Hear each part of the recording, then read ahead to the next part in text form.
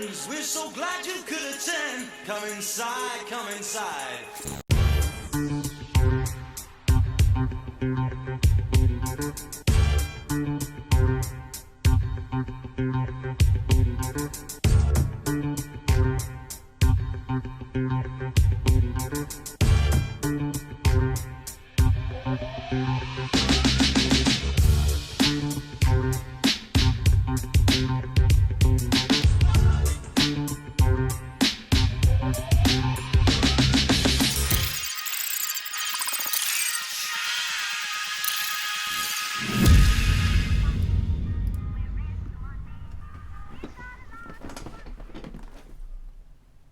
Hello one, hello all, welcome to this February 28th through March 1st edition of Show Business. I come to you as always as CP. We got Jaime and Fuego from Infuegotainment and The Horror Show.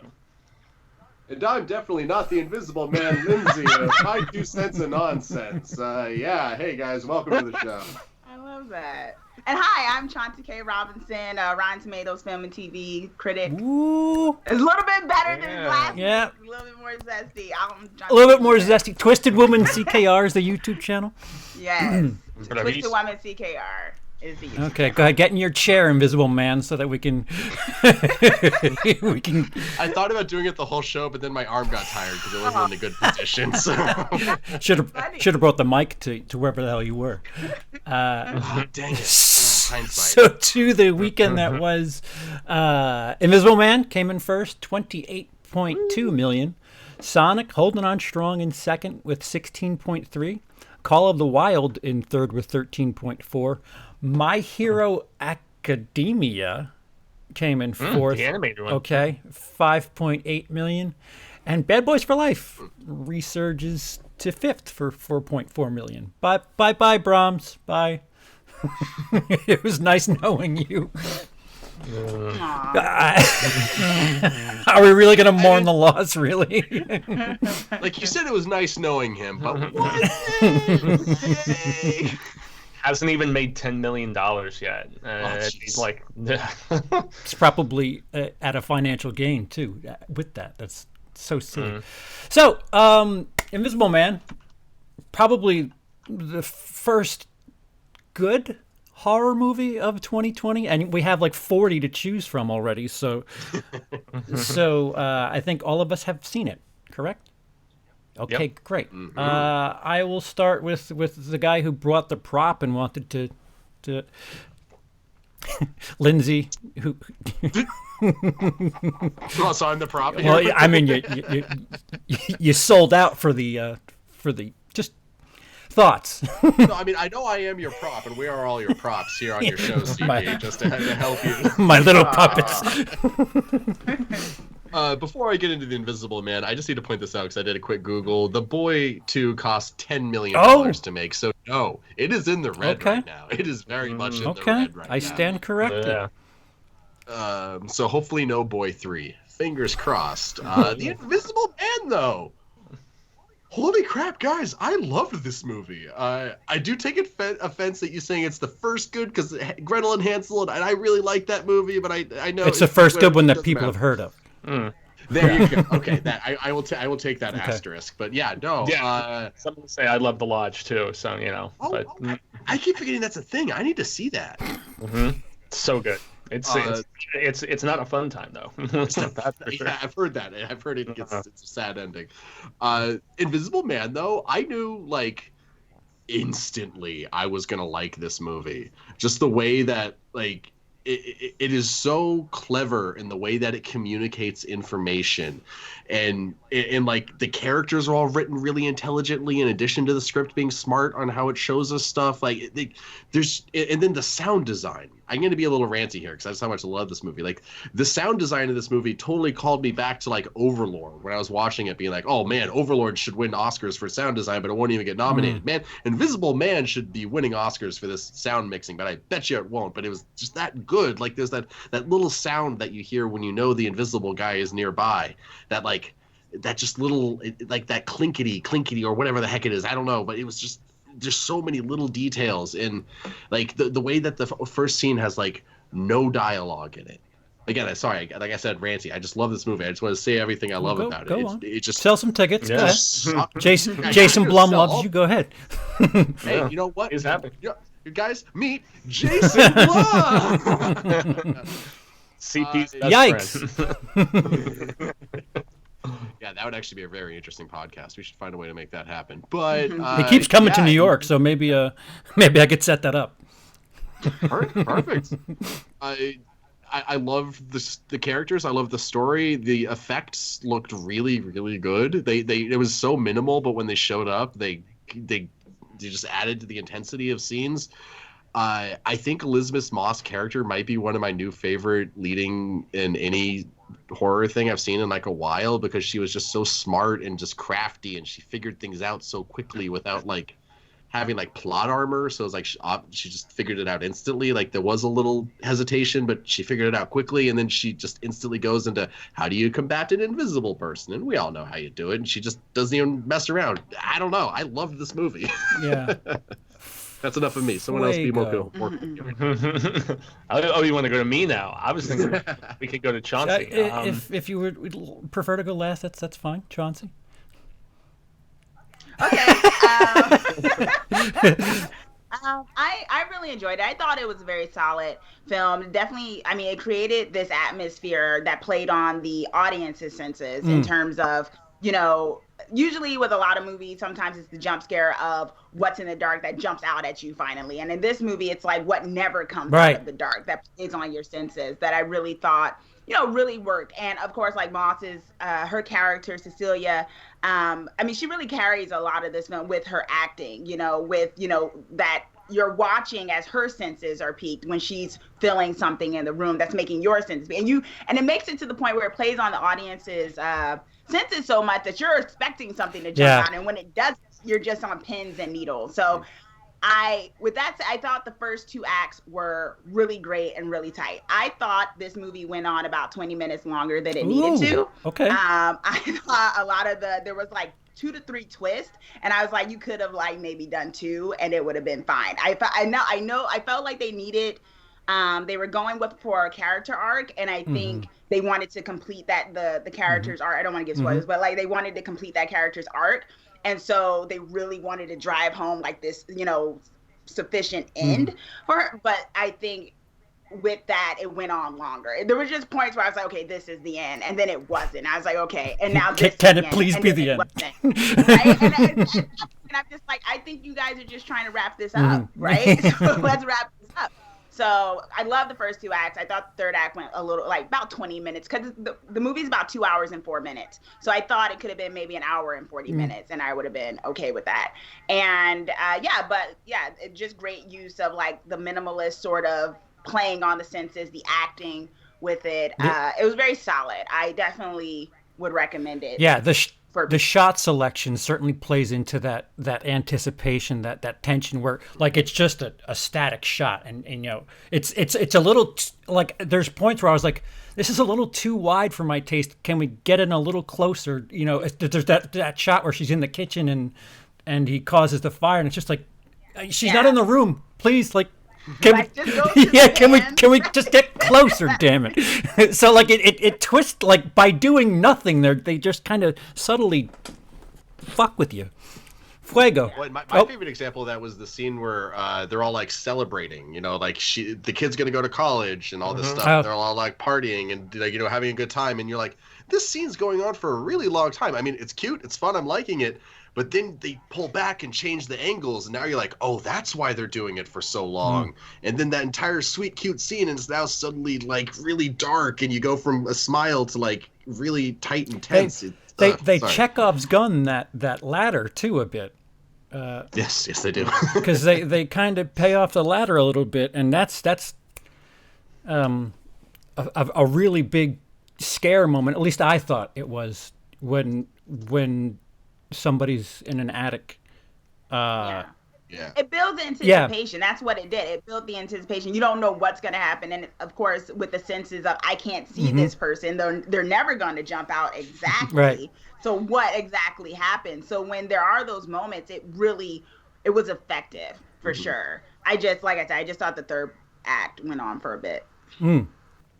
Well, Well, that's the thing. I think it's like a fifth. I think they went. Sorry, Fuego. We'll let you No, he had the chance. He turned it away.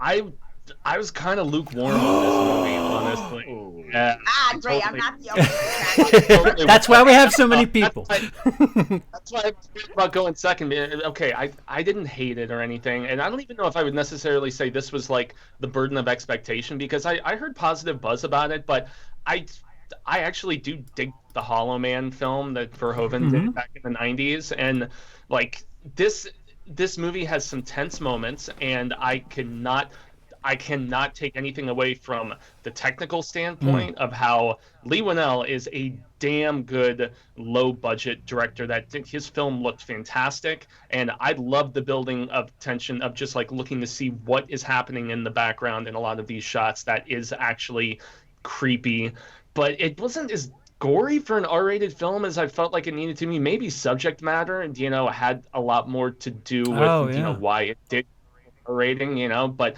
I didn't necessarily feel like it needed to be R, and it makes me wonder if it could have made a little bit more money. Performance-wise, what did happen that made it R worthy? I think it was the domestic violence aspect. Yeah. Really? And also the scene in the restaurant, but even that didn't go for it quite like I kind of thought that it was going to. And I also didn't like the way the sister was like treating the service person in that. I know it's because of the fact that I was industry for a long time and still kind of am, being hospitality at the hotel half of the time. But nonetheless, I mean, aside from anything performances, like Elizabeth Moss, everybody knew she was going to bring it in this, and she definitely does. Her performance is terrific. I haven't seen The Handmaid's Tale, so I haven't really seen her in anything else, and I know she has the buzz last week that I mentioned for that the film where she's playing the author Shirley Jackson, who wrote Haunting of Hill House and was a very troubled woman herself. But I think both of the ladies in this are great. I saw Storm Reed in a movie last year that was a Blumhouse film. It was called Don't Let Go, and it was like a time travel type film that I thought was exceptional. Like, I mean, maybe not one of the best of the year, but one of the bigger surprises, especially performance-wise, especially with some of the grisly subject matter. And I thought she really shined in this too in a supporting role. So both of the ladies are kick-ass in this movie. And I mean, the male lead, who's the friend of Elizabeth Moss's character, very solid as well. We don't get enough screen time with dude from Haunting of Hill House. He was a drug addicted younger brother. He pops up in a few scenes without getting too spoilery or anything.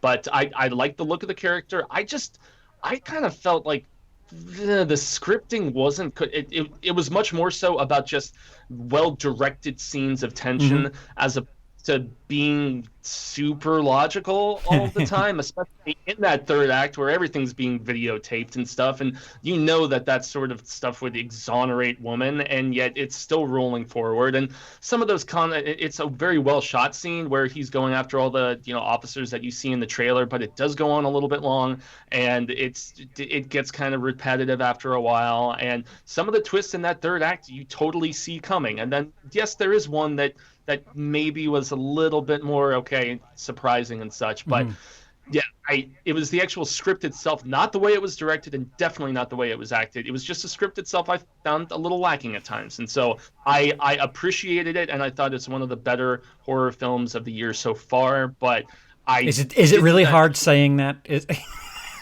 I mean, it is a crowded pond at the moment, but once again, it's still a pond because we're only 2 months into the year. But yeah, I just wasn't over the moon about it, like Cecil and a lot of other horror reviewers who I've seen, and it was a little on the nose with its subject matter, not like Black Christmas on the nose or anything. But it was okay.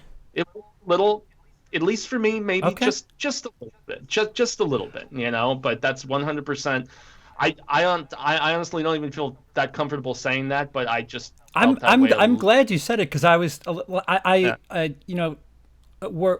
at this channel at the very least I encourage debate. We're all human. We all have different opinions, and in the end, the earth is flat. Yeah, in the end. Oh, by the way, speaking of that, no.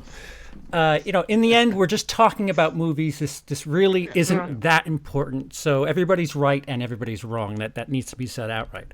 But the stuff going down tomorrow is probably a little more important in the grand scheme of things, like how this country is going to be ran. But anyway. Thank you to Felix. Felix dropped $4.99 in the super chat. The Invisible Man sucked huge donkey nuggets.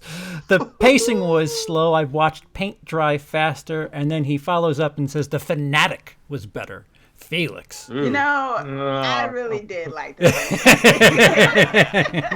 And I felt it was a very quick, it was quicker paced. Sure. I agree with you there. Sure. John Travolta. We're talking about the John Travolta one, right? Yep. Then yes, and that was an amazing performance. Yeah. I'm not even saying that ironic. It was good. That Fred Durst knows how to direct the hell out of a movie, man. The DP is the cinematography is really good in that movie. I like Devon Sawa in that movie too. I mean, I just like him as an actor though. Going back to SLC Punk and Idle Hands, and even like Little Giants and Casper, for God's sake. I mean, how did the Fanatic just hijack this show? Casper. Yeah, he was Casper. Yeah. I completely forgot about that. Okay. Yeah. I remember that scene where he tells her, "Can I keep you?" It was So I was just, with the preface, I was just going to kind of counter what Fuego was talking about and say it's, for me, this is what I took in. It's incredibly encouraging to see something that had a message, and the whole movie's it's not really a metaphor. It's like you say, it's kind of on the nose for domestic abuse. It's in the script, but the Invisible Man, it plays into what people who are in those types of relationships have to deal with, trying to convince people in the public that you're dealing with something that they cannot see. It is a little on the nose, but it's at least a little subtle too. And today I have to give movies credit for at least trying to bake it in, and Invisible Man does that, and I think it should be commended. It's not so in your face about it, and if you don't want to hear that message, there's just a movie about a woman who's being haunted by an invisible man, which it's in the title. Yeah. Which the other thing is the fact that it's a remake, and it kind of does the Scarface route, and even what's another modern remake where they kind of just tweak it quite a bit for modern's sake. Maybe I guess. It was Red Dawn. Ooh. Yeah, definitely. Okay. Red Dawn. Not well. Yeah. No, definitely not. Yeah. For the country. Sure. So that's a good cut, actually. Well done. Yeah. So the way they adapt it to modern stuff was really admirable. It wasn't just using the title. It wasn't Black, for as much as we shit on Black Christmas. It wasn't just here's a title, and then we're gonna just lay a message on top of it. There was a reason it was called Invisible Man. There's a very modern way of having that be a thing, without getting too spoilery. I think that's one of the reveals. How we found out how the Invisible Man is invisible, right? Well, the fact that the Invisible Man, it manages to have this whole Invisible Man thing while also staying within the rules of the universe. Without horribly changing them, like Black Christmas did. It's a slasher fantasy magic. Right. You don't really have that moment in Invisible Man, or at least I didn't feel like. I think they tweaked the science a little bit. Oh, of course. Mm-hmm. And that actually does really affect their plotting, and I think that's exactly why they did it, because they wanted those second or third twists. Yeah. So they had to change the way it happens for a certain twist to happen, and I didn't care for that very much, because I thought there was more to play with. I think it does. I mean, if people know the novel, and then that first one came out in 1933. Yep. That came out. I mean, it does play on the question of absolute power and how it can be corrupting and stuff. It just does it in a different sort of way with the scenario. And I think this is actually the first time where, I know in the novel there was no main woman character, and then the 1933 one, she was just a love interest. So this was the first time in this kind of interpretation of I feel like, of this one where there was a woman in the center of it, which, and it's playing on the thing of the Invisible Man being more of a monster as opposed to us watching the descent into maybe madness without like getting too deep. Yeah. So Yeah, I did like that this movie started with like everything super heightened. Like we don't need to see the abuse. We can just get into her like trying to escape from it. We don't need to see like the exact cause. Like we can figure it out from how terrified she is, how she's acting, what she's doing. And that did kind of allow it to streamline a lot of things like that. Which... It did gloss over the description very briefly, even when she was talking. I mean, it was because she didn't want to talk about it. You know, right. They're like, what did he do? And there's like just one scene where it's addressed with like 2 sentences, and then it's just, you know, forge forward. And, you know, I guess that works, you know, to a degree. Maybe I wanted to see just more of how villainously horrible this person was. So this is where I guess I kind of was all in with the movie. I was like, okay, take me on this ride. I felt like the fact that... Take me, Lee. Where? I'm low on gas and you need a jacket. So the thing that I kept, you know, giving the movie credit for is the fact that we didn't see any of the abuse.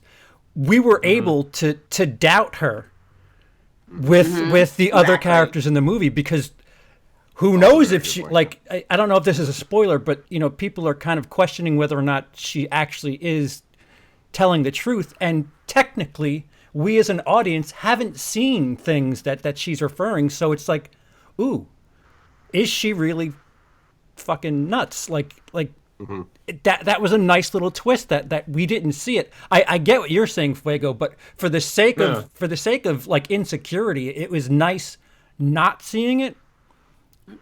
If that makes sense. It did leave an essence of ambiguity though, and you know, whereas like Cecil was adamant that it was just very clear cut about the abuse, I honestly felt like it was meant to be perceived like, okay, is she actually not his presence, but maybe, you know, her mental state, and who knows, I mean, link that up from said abuse or whatever. But there was just interesting gray area that I wasn't necessarily anticipating. I thought it was going to be more cut and dry, and yet a lot of people have interpreted it as such. And so interesting for you to address that, because it actually makes me think about the film a little bit deeper. I like that. I actually did like that they didn't show it. And I think the writer-director, he talked about why he didn't want to show it. He wanted it to be in the minds of just how, for people to think, just like when you can't see the Invisible Man, you think about it for yourself. He wanted people to, he said in an interview, he wanted people, he could never show how horrible this person could have been, and the level of it, and he allowed the audience to think about all the things. That's why she kind of leaves it vague of he would do that and other things. Like, what else was he doing? And then we all insert it for ourselves. And it was very interesting because he said, he was like, I could have had a scene where it was like, why aren't these dishes clean and smack? You know? And it's like, he was like, I could have done that, but I just felt like there was no kind of scene that would, you know, be as intense as what people could make it out. And I actually appreciate that. And I do think it can be a little, you know, gratuitous sometimes when like you have to show all the torture that the woman goes through or whatnot to show her. I mean, that's why I don't like so-called like rape revenge horror films. It is tough shit to watch. I have a series based on those movies. Yeah, and I just think they're kind of gratuitous. So it was nice where it was just like they left it, and now we're on this journey of her coming. But it also plays on the doubt, and I actually appreciated it. I was actually very worried throughout. I was like, is this gonna be all in her head? Like, what's going on? And then I felt bad. I'm like, why am I doubting her? Maybe he's really bad. And then seeing on who played who, seeing as how charming they can be in other things, I was just like, maybe they're not all bad. Maybe just needs to, like, maybe this wasn't, like, maybe she was, and then, you know, it plays on my own stuff. So I was like, man, this movie is kind of messing with me and, like, my perception, you know, so. Yeah, sorry. No. See, all you, man. I just have a little quip that I think you guys will find amusing anyway. I'll give you a build up for that. They didn't show up, but like, there's so many little things that communicate how horribly it's like, she frees the dog. This guy abuses his dog, man. Like, that shows you so much about the kind of person that he is. Like, she won't even leave the dog with him. And like, just like, like she's shaking with terror, and the way she's breathing in that opening scene, and all we have is like the crashing waves that have that like that sense of something coming, that doom of something about to break on you. Like I think the waves is more for the title gag. Well, true. There's all. Look, invisible letters, huh? And also that title actually. Did that work for you guys? Because it was kind of hard to read a couple of the words, right? I thought it was cute. Yeah, nice job. Well, I appreciate it, but it did not feel necessary. Yeah, and the waves were definitely cool in the Dolby, all-encompassing, crashing in my seat sort of situation, and yet they didn't really utilize it as much as I thought they were going to. It was really that opening and then a few key tense scenes, and then they just backed off. Somebody watched it in an Atmos theater. Yes. I just have... no, go. Oh, sorry. I was just gonna throw in one more thing. Like, one of my favorite horror things ever was from Seven. Like, the lust scene. We don't get to see what happened. We just see the picture, and our imagination does the rest. This movie kind of played with that too. Like, here's the pieces, here's the clues about what she may or may not have gone through. Well, let your imaginations take over. And sometimes the power of suggestion being more frightening. Sometimes. And the other thing that plays into doubt as an audience member is the first thing we see is. She's mixing a glass of water, and you could tell it's not just water, and then she has this. What, LA water's that cloudy? What, is it not that cloudy in other parts? And then she's got what looks like a pill bottle, and you add 2 and 2 together. You're like, oh, that's a cocktail she's made there. And so like right there, you could if you were only shown that scene. You could interpret that as, oh wait, she's Bill Cosbying that guy. Like we don't know. Like if you only take that shot in isolation, it's about what you're shown. So I don't know, Fuego. What was your quip? I'm sorry. I was just going to say, imagine if they had forged forward with, because the whole dark universe that was supposed to have all of these other people. Imagine if they had made this movie instead with Johnny Depp and Amber Heard. Oh, see, and hit. Wait, was she supposed to be in that with him? No. I'm just with the behind the scenes issues. See, this is the distasteful portion of the show because I suppose so. Sorry, Chauncey. So Chauncey won't be joining us next week. I'm trying to remember my film terms. Is it the Kuleshov effect when 2 shots in unison communicate more to the audience than one shot in just by itself, or is that another term? I might be. Anyway, but there's like the theory in film making where it's like 2 things together means so much more than by themselves, and like everything she's doing around that glass tells you so much about what's happening, and then you throw that glass in, and then I don't know. I'm just raving again, just about the way that the movie communicated information to me. I liked the movie. Have I made that clear yet? No. Yeah. I mean, no single movie will be for everybody. That is quite clear. We've learned that being on YouTube. So I think one thing to say relatively confidently is that if people go into this movie expecting like gore and a lot of jump scares, this ain't for you. I think if people want to think a little bit, and I don't mean like annihilation, just kind of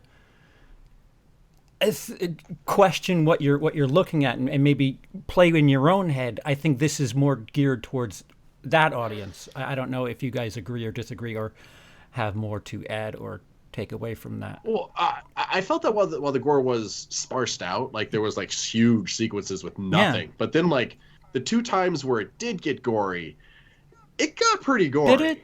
Like in the restaurant, and then when they kind of. I'm so desensitized. No. I mean, seeing things get cut like on camera, like I could never watch a movie where someone like actually slits their wrist like on. That's just too uncomfortable. That Marriage Story thing was like, what the hell is this? Yeah. I was like a tight little fetal ball in my chair when that happened, especially because I saw it coming. So out of left field, it's like, whoa. Yeah. Yeah, it is interesting, the whole dinner table role reversal between what happens halfway through the movie and then what. Yeah. So. Mm. Yeah. Dancing around spoilers, but we're Yeah. good. We're good. Yeah, dancing, trying. See, I'm Dancing Queen. I'm trying to think back without. I'm trying to go through the movie now in my head. There's an email that gets sent to the sister, and I'm trying to. Oh yeah.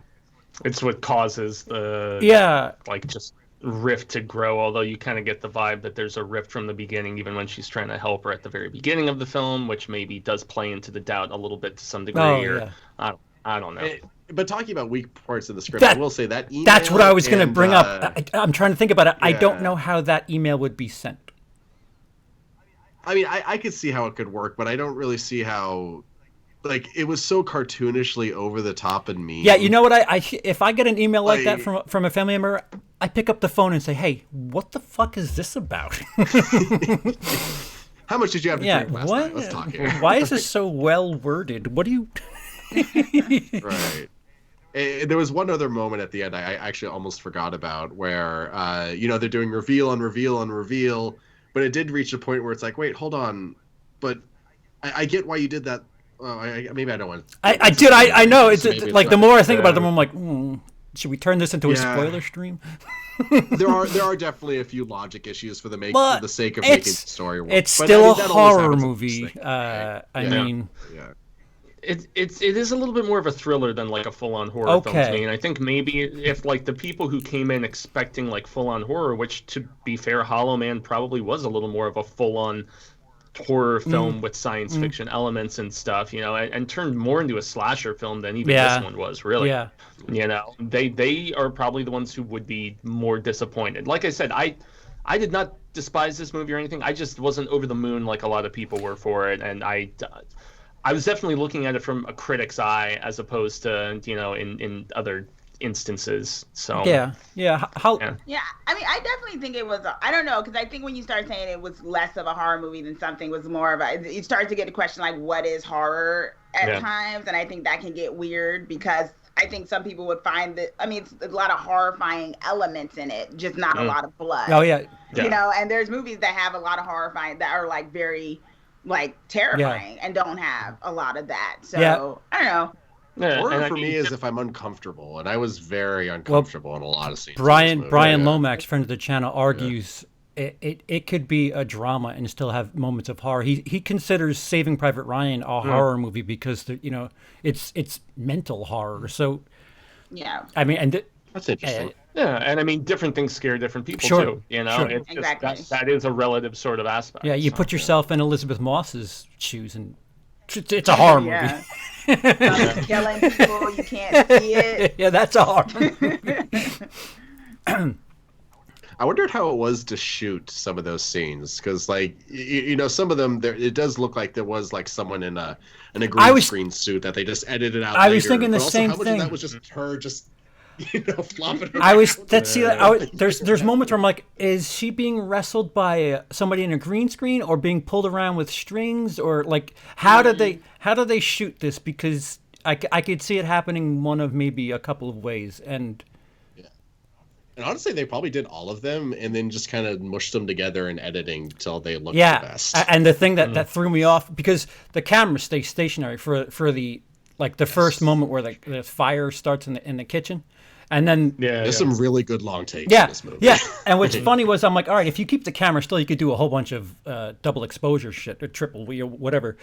But when she's wrestling and smashing plates and shit, the camera's kind of slowly moving, and I'm like, all right, you can't. Wait a minute. All right, so that makes sense. Yeah. So like it was like, all right, so how did they do that then? Just technical movie nerd shit. Sorry. They found an actual Invisible Man and they used him for Ben all makes perfect Ben sense. says it's based in the director's intended genre regarding horror. Yeah. Yeah. Okay. Are we we've just hit a wall. Are we? I mean, I'm just trying to decide if George Lucas would consider the prequels horror movies, but they're so terrifying. Like, how can you? If you're those younglings, it's a horror movie. That's true. Well, yeah, that it definitely was. Did we any of us? So I'll say that I caught up with Sonic. My uncle's been good to me this weekend. I enjoyed it. It's great. Yeah, it was fun. It really was like. Yeah. It was cute. It was cute, right? I mean, it makes me angry that it took so long for us to get this movie, though, because 15, 20 years ago, I could have enjoyed this a lot more. Like it's wholesome. Like it's just adorable. It's precious. He's the fact that what does he call him? Donut King. Yes, Donut King. It's just funny. And when he's trying to, and I like that it was Donut King and not like Duncan King or something like that. You know, they could have easily put some, but just Donut King. Yeah. Well, Olive Garden. I was just gonna say Olive Garden. That's true, what actually. was Yeah, that okay, about? It never ends. I love how I kind of complimented the movie for not product placement, but not so God, much is that product placement. Yeah, but... just they're like, we had that money on lockdown. just already. a commercial, just a glorified commercial in the middle of the film, and they do it more than once. Twice. When he's on the phone, he's like, "Oh, when you're at Olive Garden, you're more than just family," or like whatever their slogan was. It was like, "Ew, really? What are we doing?" I kind of feel like they did it knowing it would be a joke. I hope so. Like knowing that people would play on it. Yeah, you know, but take it seriously. yeah, the movie's fun. Like it's not Oscar worthy. It's not terrible. Like just had a fun time. Just. It did make me think, because of all the product placement of Olive Garden and Sonic. I noticed it a little bit in The Invisible Man, just because of like the Apple placement, and like that was like there were some scenes where it was like very prominent. She's like, "Look what this is." And I'm like, well, "Okay, like." Well, yeah. And her Nike shoes were in every shot. Yeah. Well, I think Apple, if Lyft was also, there was a whole scene that right. had to happen the way it did, and literally it was Lyft, and I'm like, what app? What is going on? And they don't drive you that far, like, unless like they're gonna like think something. No. I was like, this is a Lyft placement. Yeah. Well, yeah, I know that when an Apple product is in a film, they have to get permission. Yes. So that might have been a scratch my back and I'll scratch yours kind of deal. Mm-hmm. I also learned something interesting about iPhones in movies. Bad guys are not allowed to use iPhones. Man, Apple, man. They will not sign off on it if your bad guy's using an iPhone. Yeah. So they're what, Droid users, or God, I don't even know what all those different sorts of smartphones are, aside from I've had iPhones for God knows how long at this Android point. And giving in the bad guys all use sidekicks that have the thing that flips up. Like, that was so prominent. What the hell happened? Burner flip phones. iPhone just destroyed it all, man. Yeah, I guess so. Ben says, how much money do you think changing the look of Sonic made them? How much money do you think it made them? $3.50. $3.50. Yeah, $3.50. That's a good question. Well, it still hasn't even released in Japan or China yet. That's not till like March 27th, I want to say. So they still that's still going to bring it. That's going to rake in some cash for them, man. It's already almost 200 internationally. Yeah. On a what budget? 100. It was around 100, I think. They're going to use they're going to 85 actually. 85. Oh. Yeah, they've made money. It's probably not going to release in China for a bit, because the whole coronavirus thing is still kind of going on over there. All the movie theaters are still closed. Let me intervene with some pre-show stuff. Lindsey or Fuego, do you guys have Mulan news? About the omission China. of the bisexual character? China. Oh, what do you got? All right, so I'll lead with Mulan in the news. So never mind. Trying to pass the ball on the thing we don't even know what you're trying to pass. So Lindsey, if you don't mind, look up Mulan in China, because I think it got removed from China's schedule. Oh, yeah. They're not releasing. Yeah, it might go. It might go Disney Plus. After all that. Yeah. Like after all the things, all the changes in that room. Yeah. Like, whatever. Yeah. Kind of a shit show. Yeah. So Do you have, It's I'm looking saying at that there's a Gift. kissing scene. There's a kissing scene that's apparently been cut for the Chinese release. Beijing office said it doesn't feel right to the Chinese people. This is Daily Mail from over in the UK. well, hold on. This was five days So ago. let's talk about the Candyman trailer right now. Yeah, no, please do. Segue from horror to horror. Yeah, right? That yeah. makes sense. So I'll get my source so that I can reference that. I'll look for that. But in the meantime, Candyman trailer played in front of the live portion of this show. I don't know if in the future I have to cut that, but if you watch this from the beginning, we had the Candyman trailer in the beginning, so you could watch what the hell we were talking about right now. Fuego, what were your thoughts on the Candyman trailer? Solid. I mean, Nia DaCosta, I believe is the name of the director. She did one film previously that I saw last year that I mentioned last week called Little Woods, Tessa Thompson, Lily James, and exceptional drama. One of my favorites I saw at Phoenix Film Festival last year, and I got some indie praise. It's on the red boxes and the VODs and stuff now, and that was her breakout film. But yeah, I mean, I really dig that first. Bernard Rose, I want to say, is the guy who directed the first one, and I love them really taking Clive Barker's The Forbidden Story and reshaping it and setting it somewhere different and giving, I thought, a lot more just depth and context and intrigue and stuff. Tony Todd is iconic in the role. I didn't like the two sequels very much, although some people love Farewell to the Flesh, the one in New Orleans, and they swear by its quality. I'm especially curious about just how they're gonna Halloween this. I mean, it's supposedly a direct sequel to the original film. Jordan Peele co-wrote the script and produced the film, and they are bringing back that the character played by Virginia Madsen, but she has been recast. So Helen Lyle, she's being played now by an actress named Cassie Kramer, and so but she's kind of lower billing, so I'm assuming maybe just to continue, context and, actually bridge the storylines properly. It looks very much to me as it was billed as a passing the torch sort of story. The lead actor, he was in Aquaman. He played Black Manta, right? He was damn good in that, and I'm very curious to see what he brings to the table here. I like the fact that he's an artist as well, and it does have some echoes of what was that ridiculous Netflix film that I saw last year about all the art galleries, and it had Gyllenhaal. Velvet Buzz. Yeah, Velvet Buzzsaw.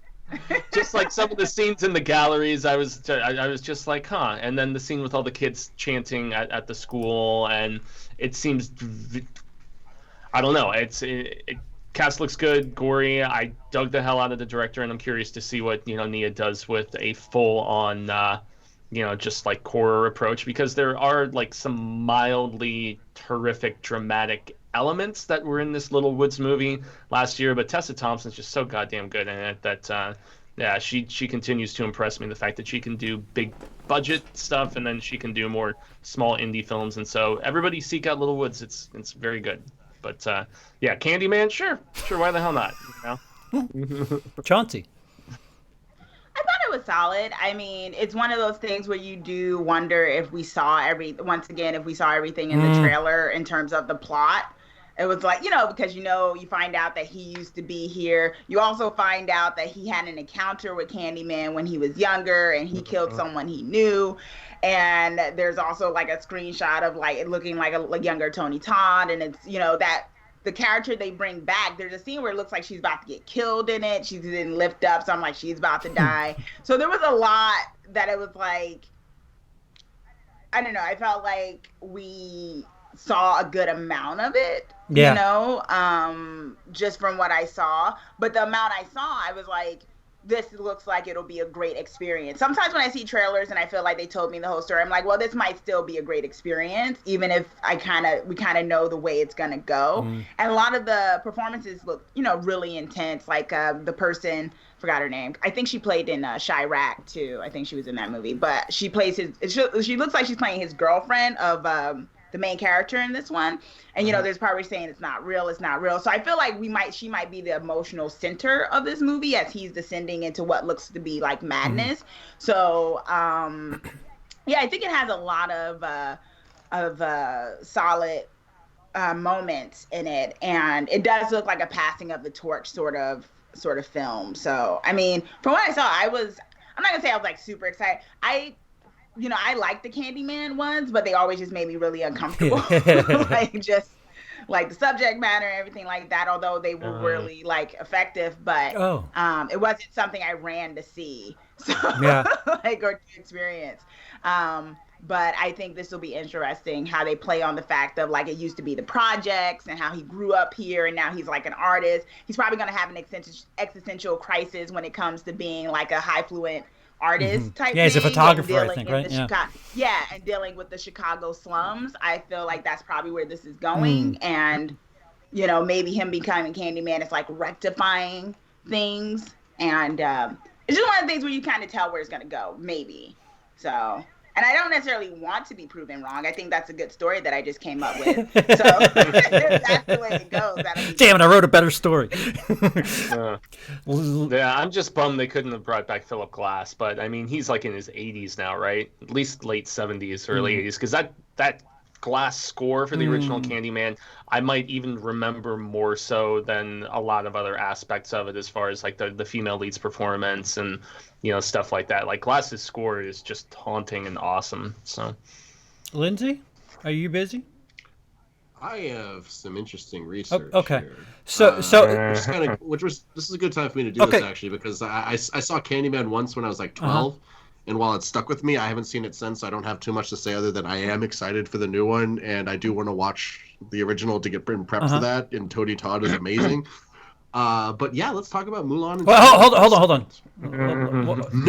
No. So, Chauncey, you brought up something that kind of reminded me of something that I think first of all, if you have Shudder, you need to watch this. If you don't have Shudder and you want to watch something with that 7-day free trial, I suggest watching this. There's a documentary on Shudder called Horror Noir, and it's black culture in horror. And you reminded me with what you said about Candyman that, what I took from Candyman is something completely different that I'm assuming I didn't get any. First of all, I was very young when I first saw Candyman, so it was just a scary man haunting a woman. That's all that movie was to me as a child. And watching it again, there's other things going on, obviously, but it's interesting that we both probably have different experiences with a film and both enjoy it. While there's this goes back to the beating drum that we have. Have your message subtle.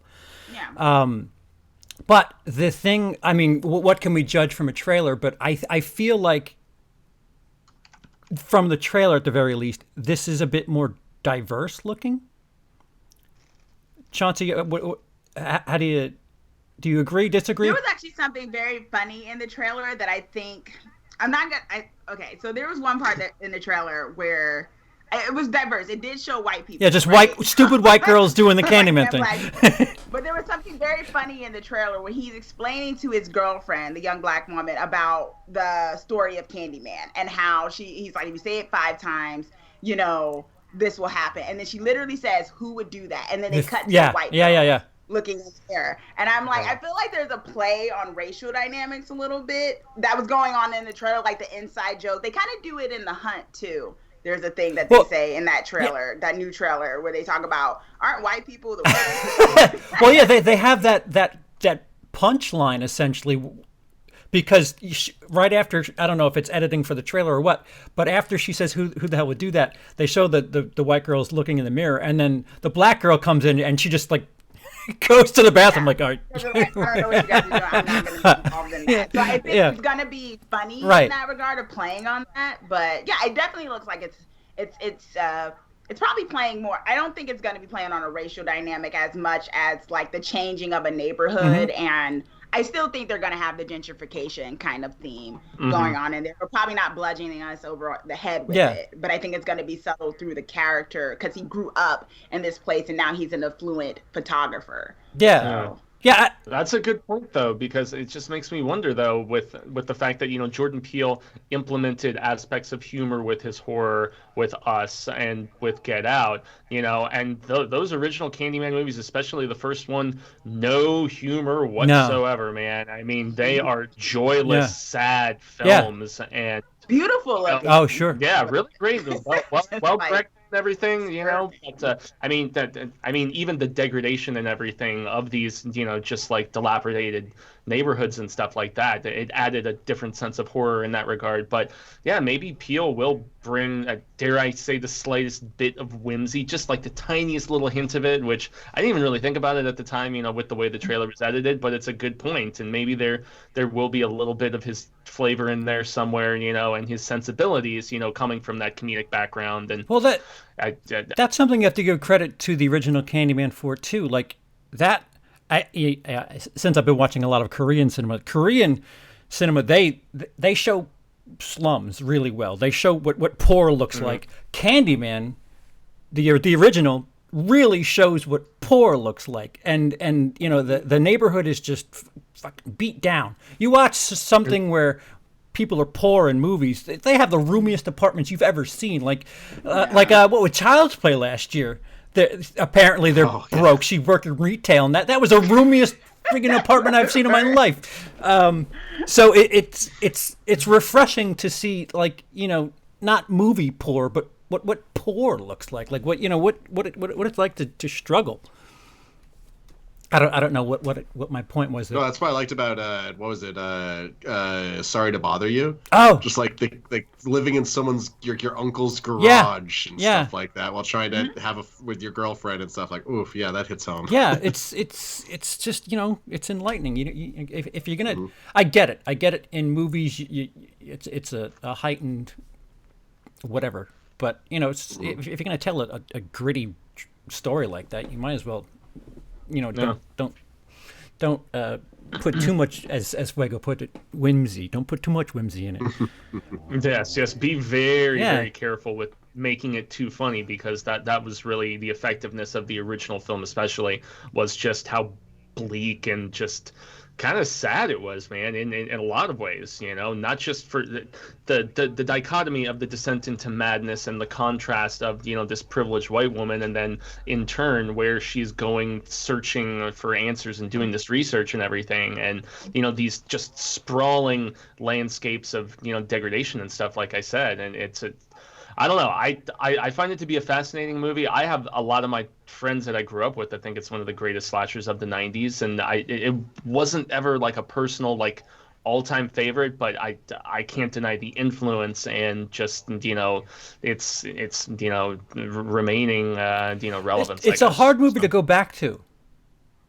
I just did about a year ago for a patron with Cecil and a couple of the other gang at the show, and it does hold up, but it's a difficult film to watch at times, for sure. Yeah. It really is. It's not one of those films you could just put on while you clean. Like, I put on like Nightmare on Elm Street and stuff when I'm cleaning, and it's like now with this trailer coming out, Amazon and all of them are putting like Candyman. We have that streaming for free, and I'm just like, I'm not putting that on because I can't like walk around the room while I'm hearing about this guy getting lynched. Like, I don't want to do that. Like, that's not background kind of horror. It's kind of like you got to sit here because we have to experience it. And I was gonna say about the comedy part, I do agree that like it'd be nice if if there's some aspects of that, but I also worry about it too, because one of my issues, and I love Jordan Peele, like I really like his stuff or whatever, but one of the issues I had with the Us movie is that I thought there was too much comedy at times, where the audience, where there wasn't comedy, where when I went, they would laugh at stuff. And I'm like, that's not supposed to be funny.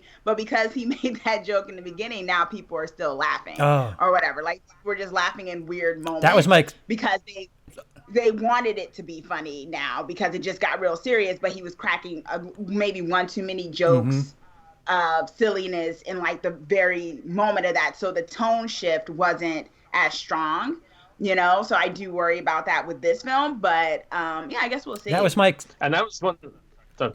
experience for The Visit. I was in like the most bizarre screening of M. Night's The Visit, where these people were having like Alzheimer's type moments, and the crowd was just laughing, and me and Tim from the late reviews, we were looking at each other like, are we missing something? Like what? Like seriously, we were in the absolute minority. The crowd was laughing their ass off at these old people forgetting shit, and it was just like, this is terrible. This is going to be us someday. What the hell are you? What are you laughing at? But it is weird how an experience. See, that's what we'll I guess we'll circle back around to that with some of the news. When it comes to how they dictate what stays in a movie and what goes, but it. I just want to say I was also the person who did that in Midsummer too. I was actually the person that was probably laughing inappropriate parts. Oh yeah, because I just thought it got ridiculous. We're all different. Like sure. that's it's with it's funny. It's just sometimes when you're not the one that's with the crowd, you're just like, what? What movie am I in? I'm right there with you, Chauncey. Like Midsummer, I loved it, but there are moments in that movie where it's just like, how do you not laugh at this? Even if it is effective, and the sex scenes, and that is a cool thing to put in a movie, but yeah, it's a little. It's like when the old lady's pushing on his butt, it's like, how do you not their laugh? breasts. Yeah. I'm like, what is happening? Where are we at? Everyone else around me is just like, yes, this is great. And I'm just like, yo, what? I'm done. Yeah, like I'm really not feeling this anymore. Yeah, that scene especially was where I could no longer take that film even seriously to the slightest shred. I was just like, this is really just wow. Okay, all right. Okay, so to the news, Lindsey, you had some. I apologize. I should have brought this up before the show. Oh, you're good. I did some reading. And there are some things happening with a movie. I do that called sometimes Mulan. Too. So who remembers Mulan? Hands up. You did it. 2 and 3. You did. No, I'm just playing with you. Okay. Thank you for going with me, though. Yeah, Lindsey's a prop comic. So in the original Mulan from '96 or whenever, so not the original Mulan, but the original Disney Mulan, her commanding officer character, Li Shang, was also a love interest of her for Mulan, but Li Shang had and they're basically cutting him from the movie, and they're replacing him with 2 different characters, Turang or something like that for the new commanding officer, and there's going to be no relationship at all between him and Mulan. And then a new character, and if I'm pronouncing the first name or this name wrong, I am sorry. I'm bad at pronouncing names. Hong Yu. And Hong Yu is going to be like the same level of soldier as Mulan is. So I guess they're going to have like a lovey-dovey thing kind of going on throughout the movie. But the question, the interesting question is a lot of the LGBTQ community. Hold that thought for a second. I have a quote from producer Jason Reed that plays right into what you're talking about. Having a commanding officer that is also a sexual love interest was very uncomfortable, and we didn't think it was appropriate. So they didn't want somebody in a relationship with somebody in a boss. True, and that is commendable. That is, that's worth addressing. I don't know if it's that necessary, but sure. Did Weinstein produce this? I don't know. No, he just got sentenced to prison, right? Like in a week. And now he can walk up right. Nice try, buddy. Nice try. He's actually gonna be walking a lot different after some time. Yeah, he's gonna need to slope a little bit after a couple of nights in prison. He'll be walking the walk of shame, so to speak. No, he's going to be hunched over. He'll need that walker back. Trust me. He's gonna have. Anyway. Okay. So circling back, LGBTQ community has always been big fans of Disney for various reasons, but I guess Li Shang, I never knew this before, was actually a really loved character because for the first half of the movie, he thinks he's in love with Ping, with Mulan's male alter ego, and so he's like dealing with, oh my god, I love a dude, but then at the end like, oh, it's a girl, thank god. But I guess I guess people dug that, and I get that. That's very interesting, and people at Disney are being very tight-lipped about whether this new character of, again, if I pronounce it wrong, I'm sorry, Huang Yu is still going to go through that same thing or not. There seems to be a discussion about if they've gotten rid of Li Shang, they've gotten rid of like the icon, and now they're probably going to get rid of the storyline, probably to allow them a release in China. But at the same time, because of this coronavirus stuff, it looks like it might not open in China, or at least not for some time. Like, it was supposed to release there in China already, and the theaters are closed, so it hasn't yet. And there's talks about how much money Disney's going to lose because of that. Like, I guess because of pre-sales that may or may not be relevant anymore and stuff like that. Have you seen any news on the actress and something she may have said? Well, I know she said the silly thing a few months ago about being pro-Chinese government, and that got some people upset. Has she said something since then? I personally am not in a hurry to see this movie because she said that. What has she said since? Liu Yifei, if I'm mispronouncing that, she supports... I know I'm pronouncing you wrong, so you're fine. Go ahead. She supports police in China, and that's not very world-friendly with Hong Kong dealing with issues over there. It's the biggest budget for a female director at over $200 million. Wow. Ever? Sure. I didn't know that. That's interesting. But I guess that makes sense. Yeah. What? Okay. No music. Songs will be in score only. No Mushu. Yeah. Eddie Murphy. God damn it. China was offended. Creaky is also not in the film. Okay. For the record, I'm okay with the music being out, because like the big problem with a lot of these live action Disney movies have is the song numbers are terrible. So yeah, get rid of those. The movie will be stronger for it. Yeah. Removed a beautiful scene where she kisses her new love interest because it doesn't feel right to the Chinese people. Yeah, they might abandon China altogether. Wow. Which it's Mulan. Yeah, that's crazy. No. I hadn't heard. I mean, the quick research I did since you mentioned this 10 minutes ago, I hadn't seen it yet. Yeah, like if I just imagine Rocky not playing here, like that's perhaps a little.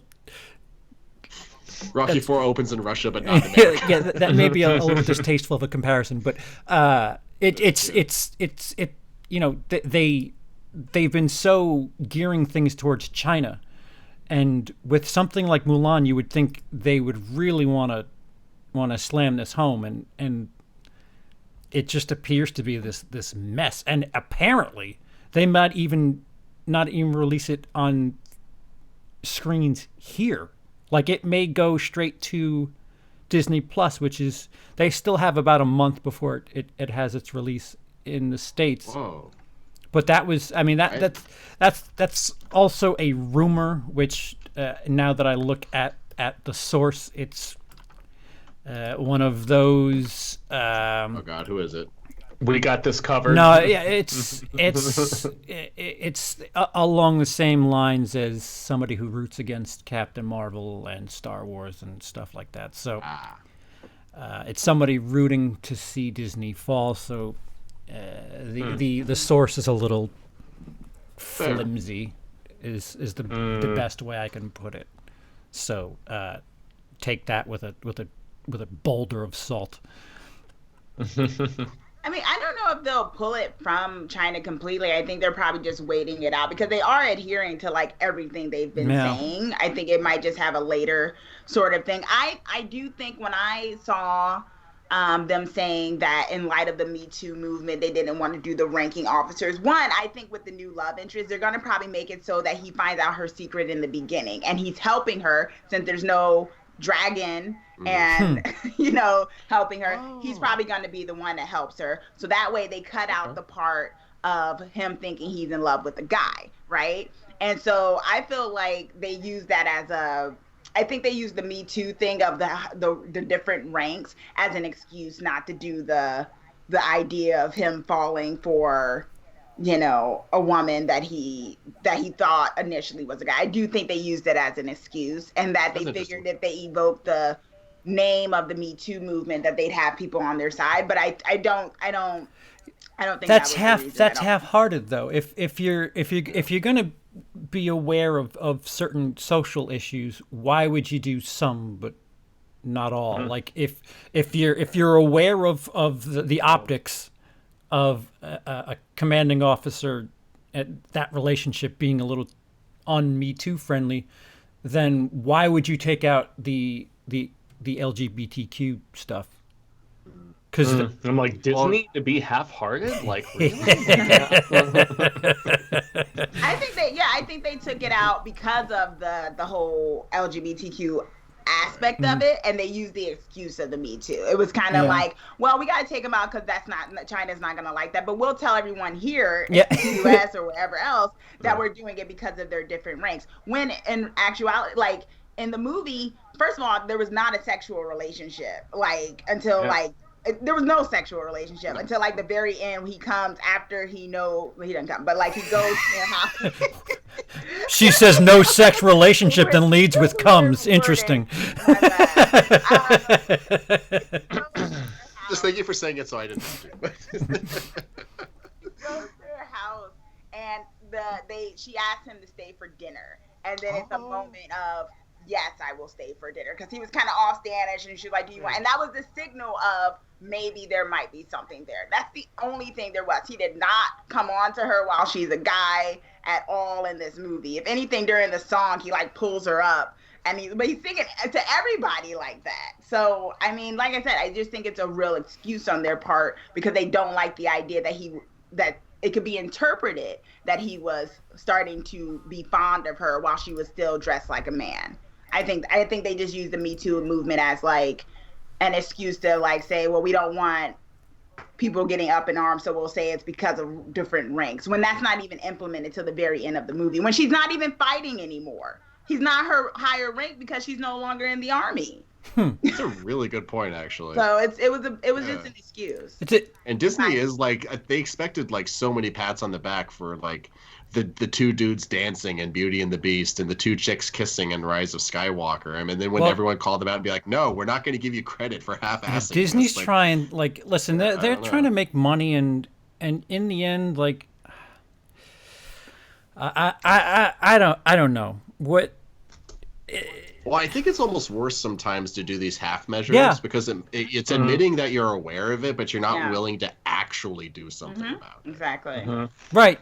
So it's like with the first Marvel gay character, and it was like this dude in like AA or something. Oh, and yeah. It was just like, and then his guy was dead already. It was like, we just did it in talking that he was gay. And it's like, whoa, this character I never really paid attention to was gay all this time. Progress. Like, no. Like, that doesn't... How do you want brownie points for that? There was an actual spit take in the theater at one of the screenings I saw Endgame at when someone's like, what? And the guy's like, oh, by the way, I'm gay. I don't remember exactly how it played out, but it was something like, yeah, anyway. See, it makes me wonder, like, this is so hard being a straight white man. How dare you exist? Yeah. Let me venture carefully. Yeah, tread lightly. Just give me some slack here. We have film fans that are, you know, of all wakes, colors, shapes, sizes, everything. And the you just say wigs? Wakes. Oh, wakes. Gosh. I thought you were including the wig part for a minute. Like that's perhaps. So throughout time, people have grown to love movies a certain way, no matter what they spoke to, whether or not it was, you know, Emily as a LGBTQ. She talks about certain movies that aren't necessarily geared towards gay women, that she, you know, it's a movie not intended, but it's just about straight people, and it's something that she takes as something else. Do we have to be so on the nose to appease everybody? Like, does it have to be so in the forefront? I guess because shit, I should have thought this out way more before I started talking. Well, I mean, I read up on guys like Trace Thurman, okay, who is a gay man who writes for Bloody Disgusting, good writer, and he does a queer horror queers podcast that I've listened to a few times and stuff, and I have listened to him and his co-host go into subtext that I didn't personally pick up on, but it does add additional interest to the film or TV series or book or whatever the hell it may be. As once again, a straight white man, unfortunately, I can't always see that stuff, but it does add additional insight and interest and intrigue, and how the fact that art is interpretive, how it is often vague in some degrees, and I like that sort of where a creator doesn't just say no, it's like this and you can't take it like that. I think it's cool that we can have these different senses of that. Even if I didn't necessarily pick up on it, it adds an additional level of intrigue, I suppose. So I guess what I'm trying to say is, do you think especially with a company like Disney, with what they're doing, do you think in efforts of being okay, do you think it could come off as condescending? Yeah, I mean, I think we're talking about them doing these like half-ass measures. Yeah, right? Does that condescending? Yeah, I would totally say it is. Yeah, I'd say it's even pandering. Yeah. I mean, that's a term that I would probably lean even more towards. It's very half-assed, or at least like an attempt at pandering. I don't know if it's successful. I mean, can you have successful, non-successful pandering? But Chauncey. Well, I mean, everything to everyone, and you in turn end up pleasing nobody. You've got one social sect or something, upset that the subject is in there, and then you have the people they were trying to like feel validated and actually shown and properly identified and everything, and yet they're like, oh, you didn't represent us the way that you should have. You skimmed over things, and so then in turn you end up just upsetting all of the different people you were trying to appease, and it's just very wishy-washy and spreading yourself very thin, and it's got to be tough. But I mean, I feel like there is a proper, I don't know, approach, recipe, just whatever word you want to use. Chauncey. I mean, I think in the very first part of it is tell a good story, right? Like if you have a good story that has good plot, good characterization, and it's whatever your intentions are, whether you have a message in there or whether you have a regular story and you want to have a message by casting it a different kind of way than it's been cast in the past. I think if you have it so that it's quality, yes, there's going to be detractors. I do think we have a tendency sometimes, just like with like social justice warriors or like, fake woke, or even like the word pandering. It's like soon as like maybe something is, a little bit more diverse than it's been in the past, you have people on the other end of that who want whatever they want are going to say, you're pandering because I see a black person in this. Why are you pandering to like what is this new movie that's coming out? The Incredible Life of, you know what I'm talking about? The guy from Slumdog Millionaire is the lead in it. I think it's a Dickinson book or whatnot. I haven't heard like about he's this at all. Indian American and he's playing this character, right? They changed the character that he's playing, and people are like, you can't. This is pandering but it's like there were Indian people in Britain and England and stuff, so he could do it. Like they historical to act like he couldn't be this character, but it's called pandering in that sense. But then you also have moments like we're saying here where people have been calling for an LGBTQ character for like, say, Marvel, and they say, we're going to give you that. And some of us want it to be like Captain Marvel or like, Valkyrie or whatever. And instead they give us that random guy that's like, in the AA meeting. So it's like, well, you pandered, but you didn't follow through. So you didn't really pick a side. So in that sense, yes, you're going to, when you kind of walk that line, instead of picking a side and saying, okay, we might piss off these people, but this is more worth it to, the story or whatnot. yeah, I think you're gonna fail in that regard. So I think it has to be genuine. It has to make sense too. So it has to have more of a presence in the movie that you can't cut it out of editing to let it play in China or Singapore.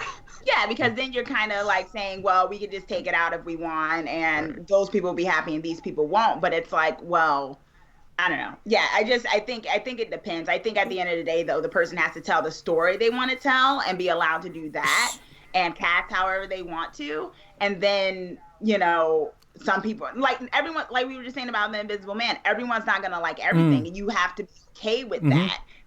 And then then it gets into the question of which kind of audience is more important. And then it gets all weird because it's like, well, you pissed off the Black people, but it's like a lot of these white guys love this, but it's like, so did you care more about this audience than that audience? And are you sacrificing one for the other? Yeah. But I think at the end of the day, most people want a good story. Right. And that's what happened with Captain Marvel. A lot of people didn't like Brie Larson, I guess, or whatever. Yeah. And it still made a lot of money because people liked it. I didn't think it was the best story ever. I actually saw The Long Kiss Goodnight yesterday because that's one of my favorite movies. Davis. And I feel like that was the same kind of story, and it both had Samuel L. Jackson in it.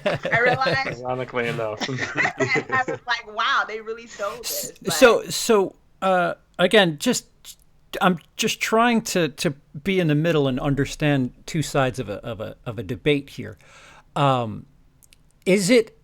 If we're talking about, again, going back to story, when we're talking about something like a superhero film, how important is it really important to know what their sexual preference is? Does if it's important to the story at hand, yes. Otherwise, not really. Probably. Because if you told me Batman's gay, it doesn't affect anything about what I think about that movie. Like he's got no, I guess Rachel. He's kind of got a love interest, sort of, and yeah. Well, I mean that woman is though, and it's a very important part of her character in the comic books. And I haven't watched the CW show because I haven't watched Green Arrow or any of the CW shows, unfortunately. But I mean, it is very crucial in how she's written as a comic book character, and so yeah, it kind of goes back to what I'm talking about with like Disney and stuff. Like if they just dropped in a line like, "Oh, by the way, I'm gay," does that really change? Again, as the majority of majorities here, it's kind of hard to understand. But if I was an audience member and I was like, man, I wish there was a straight white man that would speak to me. And it was just like, oh, by the way, I'm straight. Like, I would feel condescended to, like it was just like, oh, by the way, here. Well, yeah, when it's half-assed, of course. Like, because it's like, well, I wasn't really seeing. You just kind of threw that in to appeal to me, and I didn't work. But, research has shown, speaking of The Long Kiss Goodnight, the Gina Davis Institute, because she's amazing, did a study in which they talked about, like, stem cell research and things, where when, like, young girls are shown, like in forensic shows like CSI and stuff, when they're actually shown as CSI, like forensic detectives and stuff, they think they have a better chance of actually like following that career route when they see themselves in significant roles that aren't normally shown to them. So these are things where it does, show it can affect people's thinking when they see themselves represented. People say it doesn't matter who's this or whatever, in terms of representation, but there's a certain, I don't want to use the word privilege, but there's certain privilege when you're kind of the default lot to kind of be like, okay, well, I wasn't in this one, but you have like 100 other ones you were in to pick from, see yourself in important roles.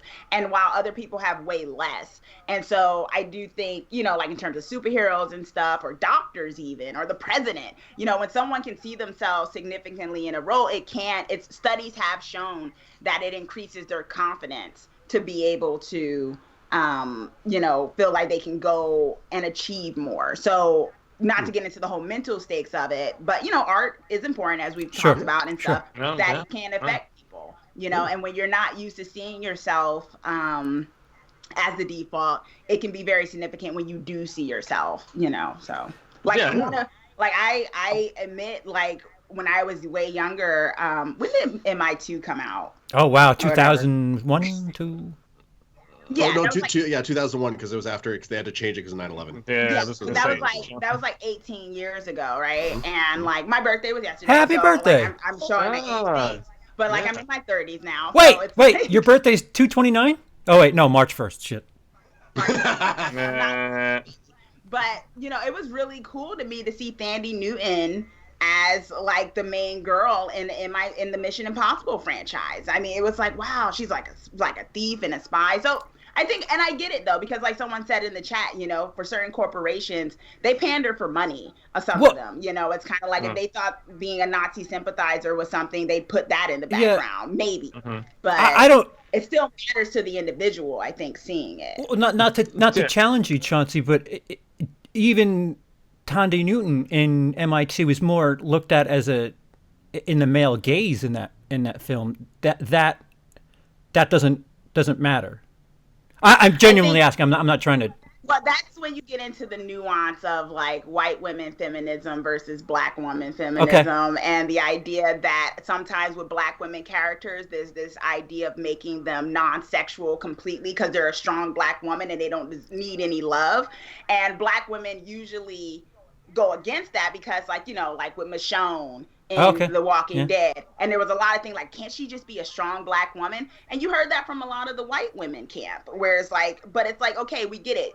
For a lot of times, you're usually just the love interest, your type or whatever. But the black woman doesn't always get to be the love interest and a strong character. So we want both in this, So there's nuance, right?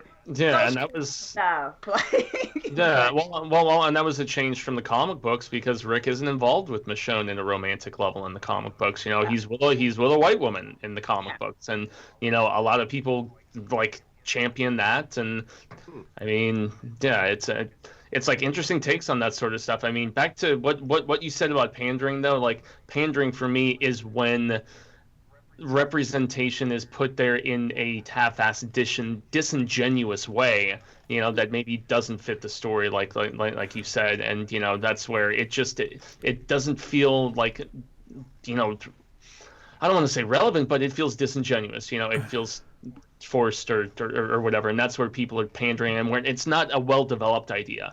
There's also the counter to that, which is the people who are hyper focused on things that I don't know 95% of us don't even think of, because I don't know if you're aware of the backlash that you've gotten on your Invisible Man review, Fuego, with Cecil. But apparently somebody didn't take too well to you guys' review on Invisible Man and thought that it was more. Cecil sent me a comment. I don't know if it's still up, and I don't know if he appreciates me bringing this up. But there was a comment on the Horror Show's review of The Invisible Man, where the commenter says that it's just that it's just more anti-white man stuff, and it just like how do you see that in The Invisible Man? He's invisible. Like, what do we make? Because I mean, it's a absolutely strong presence on the internet. This whole anti-Captain Marvel, this like, it's this weird echo chamber of just noise. It's white noise that I don't think white noise that is. Well, it is a shitty white guy in a suit who is messing with and trying to. I mean, it's all in the trailers, who was abusive and everything. And so, I mean, yeah, the majority has definitely, without getting into too much of it, the majority of people in power, and whether it's politically, creatively, whatever, they have given a really horrible reputation, and with good reason. And that's why we just need to be the best white men we can be, or whatever, just the best people we can be at the end of the day, man. I mean, just put positivity out into the universe. And that's where it's tough if you're going to be critical of a movie that I examined it through critics' eyes, as I said, and I don't know if they were referring to something. Cecil said something. I said whatever. Cecil loved the movies. It was probably me. You know, it's really tough walking out of a movie that you see a lot of people really digging and trying to like walk over the eggshells of critical analysis. You know, when you're in the minority of thinking about it. But critical analysis, race has nothing to do with anything in Invisible Man. Why is the movie black and white then? Not the 1933 one version. Yeah. So like it isn't a plot point. Like there's no sort of anything to that. So how are people like if you're critically looking at art, it's a story. It's a story about a woman who's haunted by an ex-lover. And happens to stay with what was it? What was the guy that she was staying with? I think it was just her sister's friend. It wasn't her sister's ex-husband. I don't think they ever really explained. Okay, yeah. Actually, that's a good point. I don't know. I mean, they just showed that he's close with both of the sisters, you know, and that's about the extent of it. Yeah, okay. So, I actually kind of liked how they didn't give a backstory as him being one of their exes or something. He was just a friend. I dug that. Actually. But see, I did mental math, and I figured because he had a kid and a sister, I was just like, oh, maybe. But it's inconsequential. It doesn't matter. But some people when you're reviewing or you're critiquing art, you're always bringing with it your baggage, your life story, like what you believe in, what the things that you value, and that's going to color what you see inside of a movie. How like one person can watch a movie and see it one way, and then like a gay guy could watch it and see like, oh, this is pro me. Yeah, I like that. Where the straight guy would never see that, like what Fuego was talking about.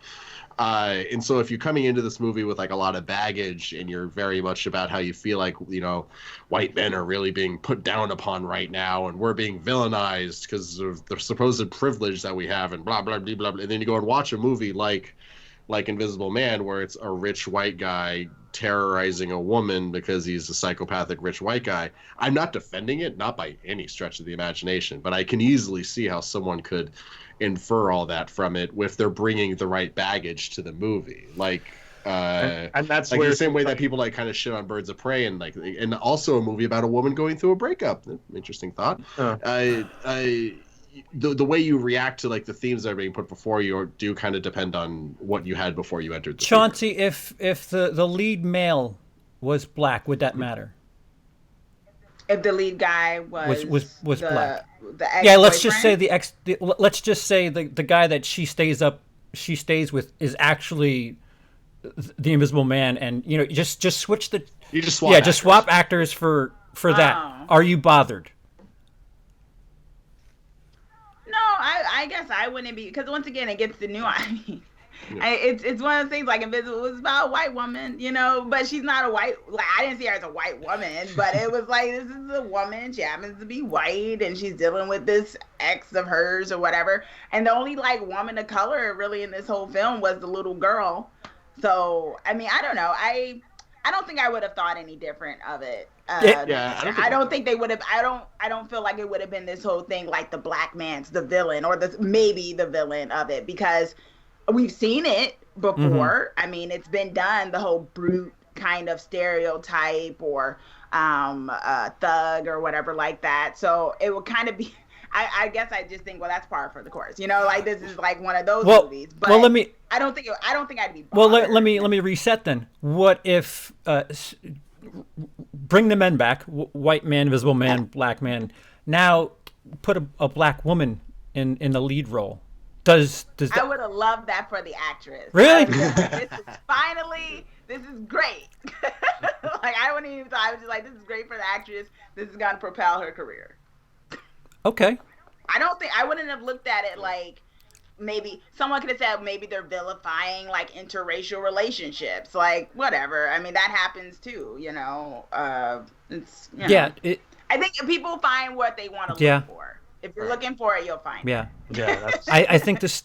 I mean, we've beaten this That's a good way to try and say what I was trying to say earlier. Yeah, Thank you, Chauncey. yeah.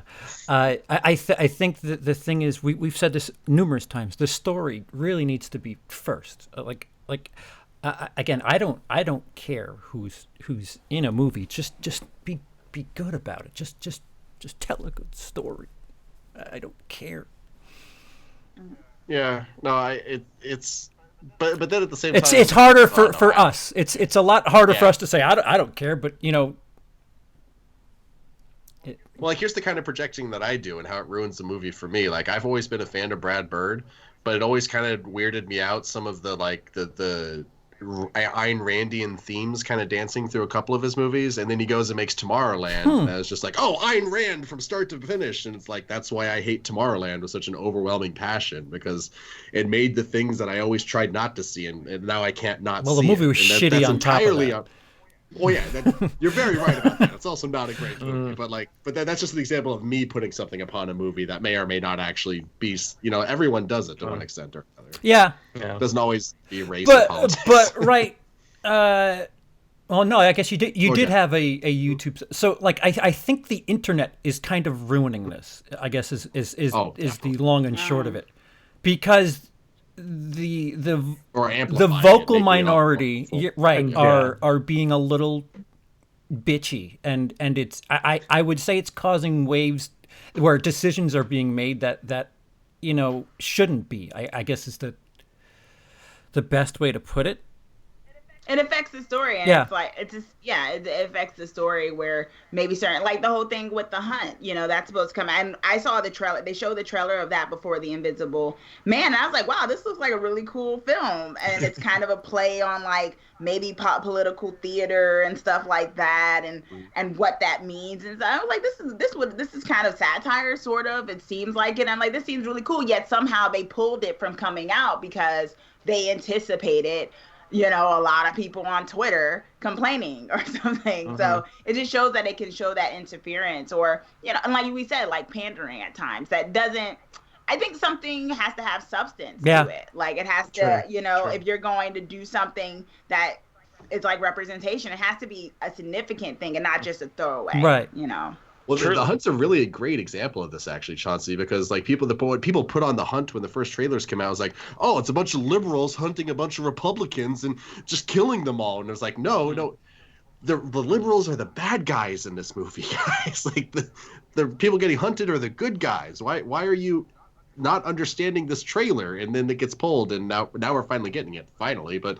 Yeah. I still don't even know if it's completely about that. I think this film has been completely just. I mean, that's why the previous marketing campaign, which to be fair, the studio said that the reason they pulled it was because all of those shootings happened right around the time that film is going to come out, and they were like, it's in poor taste for us to put this movie out, at this time, and everybody assumed they would eventually, with the amount of star power in it, they weren't going to shelve it forever. It was eventually going to come out, and. Whereas the previous trailer was quite serious and played up on the horror, like Chauncey said, this new one plays up on the satire and the tongue-in-cheek aspect of all of it. And and they're actually making you like kind of think, what is this movie really about? And I actually prefer that, and they're also playing up the controversy too, which no press is bad press, right? And the fact that they're like, oh, this film, nobody even really knows what this movie's about, so you better get to the theater and find out what it's really about. So yeah, they're definitely using that whole media backlash to their advantage, which, hey, I guess smart marketing in that regard. So yeah, agreed. Yeah. Okay, so that's the challenging portion for this week's show. So it's I mean, I like having these discussions, guys. I'm sorry. It's just I'd rather be challenged with art, and I know people sometimes just want to go and turn their head off and not really think and not be challenged, but. Check your brain. Yeah. Door, I mean, I understand that. As my father I understand people just like, listen. I don't want politics and shit in my my action movie. Yeah, I understand that, but at the same time, there should be something for everybody, and good stories for everybody. That's good stories. Fuck. But at the same time, though, like there's so many movies made every year. Not every movie needs to be made for everyone. There could be some movies. I don't know. I feel like there's a especially in fandom, there's a very possessive nature that a lot of Yes. people have, and Yes. like especially with like Star Wars and stuff like Oh. that. But so if it's not for me, it's the worst thing ever. I'm like, no, man, it's for someone else. Yeah. Let someone else. have fun. Don't watch it. Yes. Yeah. So news. Nope. Oh wait, Lindsey, you had a bit of a nugget from a friend. Oh yeah, a friend of mine Oh. saw stupid Halloween, and he won't stupid tell me anything about it. It's like you stupid. So speak in English. No, a buddy of mine caught some kind of screening or something like that, or maybe it was like someone gave him. I don't know. I have friends that see things in various different ways out here, and he won't stop teasing me about it. Of Halloween Kills. Yeah. Yeah. Oh yeah, I should have said which Halloween. I guess. Yeah. Yeah, probably helps. Yeah. I saw Halloween 1, man. I'm not going to talk to you about it though. So have they done a trailer for this movie yet? No, there still isn't a trailer, but I've seen people on Twitter, not like professional critical people or anything, that they're presumably having to keep hush hush about it. But I've seen a lot of other like smaller time just horror, fans, aficionados, whatever, saying that, oh yeah, I heard, that they're screening this movie around. They're starting to do test screenings. And what I'm assuming is that they want to gauge audience reception. They want to see what people are thinking. And then they are going to decide the extent of reshoots to do later on this year, even if it's probably not a completely finished film. It's probably pretty close to it. And they just are considering how much they want to try to tinker. I'm assuming they're not seeing full finished score and things of that nature, but this rough cut that's going around, it's apparently a thing from what I've heard. It's just strange that if they Halloween, massive moneymaker.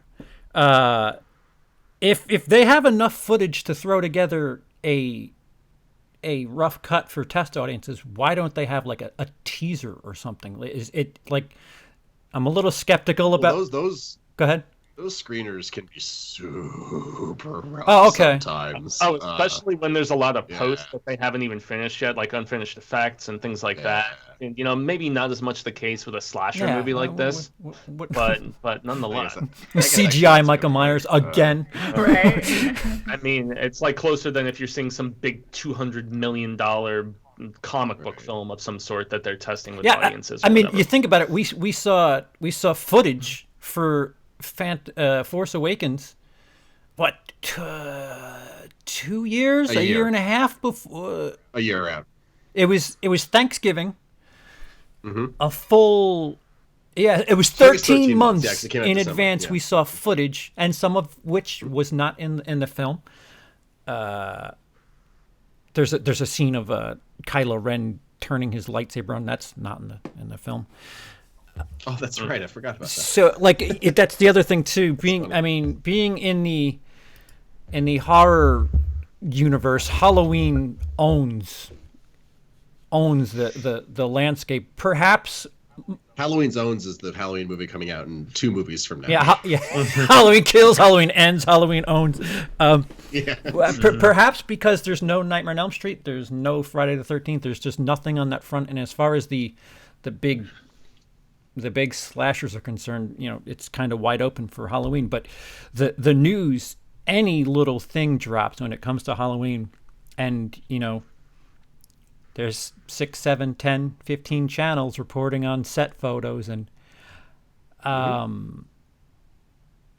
think I did see something about on Twitter. If you liked someone said something about if you liked the Halloween 2018, you'll probably like Halloween Kills. I think that's something I saw going around. Whatever that means. Well, people are like, there's a picture of Jamie Lee Curtis in what looks like an ambulance or something, and you're like, they're gonna stay with Jamie Lee Curtis in a hospital again. It's just like, it's fucking one picture. It's one picture.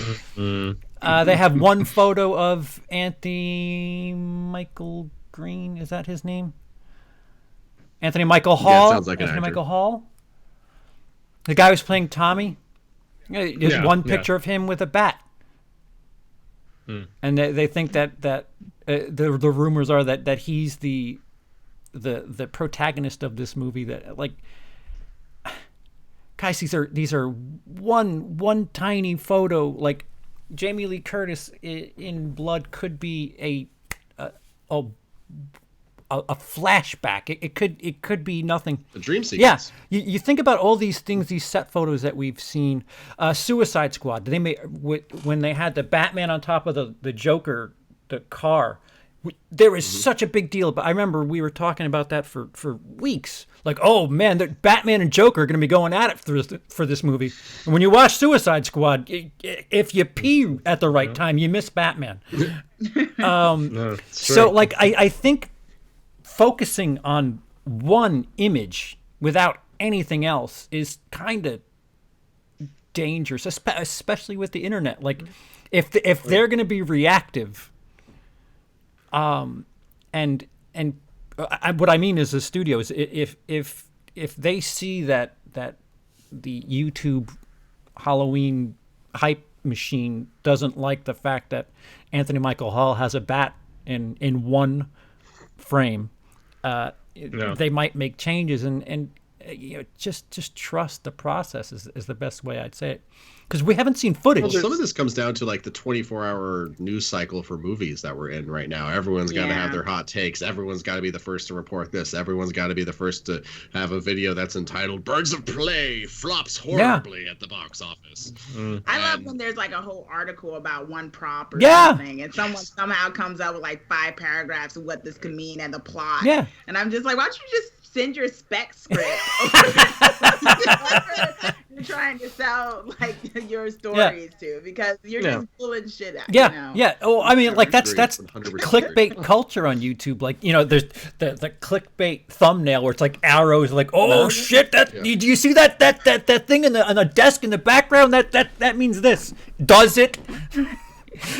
Well, videos that do the red arrow, and then the thing they're red arrowing is not even talked about in the video. It's like, yeah, you got it. Well, and that clickbaity stuff is all too often done by the smaller, more unrecognizable, trying to prove themselves sort of, channels. Some get bites, some get some pretty... .coms, whatever the hell it may be. I mean, they're just trying to gain some sort of relevance and trying to get attention, and they feel like that's the only way of doing it is by grasping for straws, blowing whatever out of proportion, And especially on slow news days where, I mean, I've even seen certain, it's either fandom or Screen Rant, and they're like, there's no news today. What really isn't anything of relevance, and it's just beating a red-headed dead horse at that particular point. So I don't really know what else you can say in that regard. I love how fandom is honest and like, nothing to talk about. Give us questions. Yeah. Well, we still need to put a show on. So to kind of, if what your friend is saying is true, then they're pretty close to done. It's March 2nd. The movie comes out October 16th. You think about the production process of Black Christmas, also Universal, Blumhouse. That thing. Yeah, that was like one of the worst. I mean, if you think of the timeline, I don't think Black Christmas started filming by this point. No, it didn't. It started in June of last year. Well, dude, you saw the director's tweets where she was just saying, "I'm proud of what I was able to get together in such a insanely condensed amount of time, with studio execs breathing down my neck and the immense amount of pressure." And she was at least took pride, despite the response, in what she was able to do in such a microscopic amount of time. And that's why I didn't hate on Black Christmas like a lot of people. It's not a good movie, and it had massive problems, but it wasn't like the steaming dumpster fire in my estimation a lot of people made it out to be, because the whole hate culture, as we talked about here before, is just so big. And that's why even when I'm not as big into a film, I still try to hit bits of it that I felt worked very well, because nobody ever sets out to make a bad movie in my estimation, unless you're like Troma or something. And even then, that's like, it's so bad it's good sort of situation where you can still find enjoyment in the cheesy silliness of just how deliberately badly they went about it. So also, I think Uwe Ball made a couple of movies intentionally bad so he could use the German tax write-off thing in order to make more money off. So he could produce his bad video game movies. They were all video game movies, man. All of them, every single goddamn one of them. House of the Dead, Blood Rain. Well, I mean, come on. I mean, House of the Dead's at least a fun bad watch, but anyway, sorry, we don't need to get into Uwe Ball. What do we think all this time, if it is in fact true that they're done, they're done and they're screening it. I'm skeptical because usually we have footage before you start hearing about shit like this. But there's not even a teaser, nothing. If they are done, It could be anything. It could be that they are nervous about the movie. I'll throw that out there. That's what I would think. It could also mean nothing. It could also mean absolutely nothing. But it could mean that they're nervous. Yeah. Why are they calling it Halloween Kills? Did they explain that? That's a good question. Damn it. I mean, just to be honest, I don't think this movie should be happening. But I'm just one of those people, so I'm just, Yeah. You can always just not make a movie. Yeah, you could just be done with it. You already did the whole thing with the franchise and making it so that none of those worked, and you deleted Josh Hartnett of being her son and all this other stuff. Just go with Hollywood in general deleted. Well, I actually really like H2O. I thought H2O, as far as bringing Jamie back, worked better than there's. I enjoyed a couple of those sequels until they got into the whole cult and stuff, because they've never decided on this guy's canon. So there's four separate storylines if you choose your own adventure. Well, yeah, I mean, it depends which version of 5 or 6, the one that had Paul Rudd, you watch, because there's a complete. Oh yeah, the producer's cut. Yeah, that you guys are. It's nuts, man. So I don't know. It's just so convoluted at this rate. And I know they're trying to streamline it. And I was watching the pitch meeting about Kingdom of the Crystal Skull the other day, and he's like, "Hey, remember the ending of Last Crusade where they rode off into the sunset? Yeah, it was a great ending to the series." And he's like, "Well, I think we should make another one." And then he's like, "No, I think they ended it pretty well." And he's like, "Well, but money." And he's like, "Oh yeah, that sounds great." So it's kind of the way that I'm looking at these. The fact that there's 2 more they're working on and they're trying. I don't get it. I thought, So 2018 could have been a great ending. it really could. 3 generations of this family. Okay, maybe not a great movie, but 3 generations of this family ganging up to take out this specter that's been haunting them for decades. They better kill a main character. That's all I'm saying. I don't know how the bloody Christmas you don't go through all of 2018 and not listen. The husband that's not enough for me. I'm sorry. You got to kill one of those girls. You have to. I heard it's really good. I want women dead. No, well, so if you're moving ahead with more movies, the drama of Jamie Lee's relationship with her daughter and Jamie Lee's relationship with the granddaughter, if you fracture that by killing off one of these characters, you actually could, and infuse some drama into these relationships, and I don't know. But there was drama in the first one with those, the strains of that, and then they told her story. She had the PTSD, and she rectified that. She finally, her daughter was able to believe her. Her granddaughter was able to be proud of her, and that was that. I mean, I didn't care for the way they ended it. I didn't care for them redoing it, making so they weren't, and they had to explain it. Well, that was just a rumor about her being his sister. And I'm just okay, whatever, because they did it again in H2O. But it's just I just felt like they could have just stopped, right there. And now I'm hearing Halloween Kills, and I don't even know why that title is just a turn off for me. I'm just why? All right, so you have to. You're in LA. Go to the next screening, and when they give you the little questionnaire thing, new title. Why this? I don't remember anything about the movie, but the title sucks. Yeah. So do we have any theories as to why they're taking so long? I mean, it's Universal, it's Blumhouse. It's the same people that did Black Christmas, infamously rushed the shit out of that movie. Here we are with half a year to go, and apparently they're done. Well, I'm wondering if they're gonna do what Black Christmas did and borrow a plot point from a movie that came out in 2019. If they're gonna borrow a plot point from Invisible Man or something like the way that you're watching Black Christmas and then it's suddenly us. Yeah. Is Halloween Kills gonna suddenly be Invisible Man or something like that?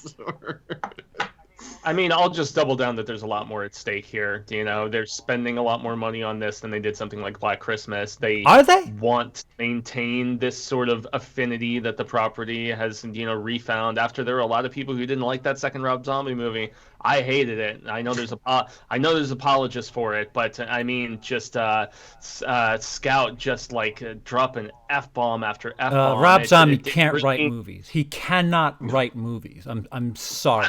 I like Lords of Salem. Well, actually. you're That's an the one idiot. Art is only subjective unless you're not. I love you, right? Fuego. I'm just kidding. Yeah, it's fine.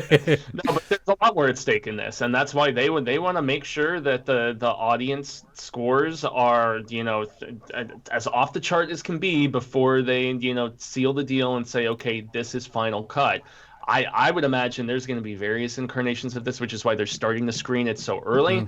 They're really going to take those scores and receptions into significant account. They hope they have something good already, but that does not mean they're not going to course correct. Well, this is a franchise. It's a little bit easier here. But I mean, yeah, there's a lot more at stake. I would imagine so much more has been spent on this. Do we have like a prospective budget for it? 10. I don't 10 know million, if they've released anything. Only 10 on this one? Dude, like that's my point. Like if the budget was 100 million and they don't make a penny, they're still up from the last one. True. I mean, you lick your wounds and you cut your losses. I mean, look at Disney can make Dumbo for however much they dropped on that, and then well, you know what? Even though it failed, we'll make our money back with, Aladdin and Lion King. We'll be fine. Don't worry That's about insane. it. So that's insanity. Well, I mean, even look at Netflix, man, with the amount of money that we hear they just kind of yield back and forth, from just the amount of debt that they're constantly harboring, and they're spending so much on original content and all of this. I mean, yeah, it's a very strange game. Well, so it's very much gambling to a degree, is it not? Well, I guess what my point was. I'm sorry. I guess what my point was discussing how reactive studios are. Why would they if they have enough to put a film together? Why would they trust just a small little sample size and not throw out a trailer and get a feel for what people? I mean, there's going to be hundreds of reaction videos to the teaser, and you can get a bit more of a temperature of fans and whatever the landscape is there. Rather than, an isolated theater in Los Angeles, which probably doesn't represent the entire country.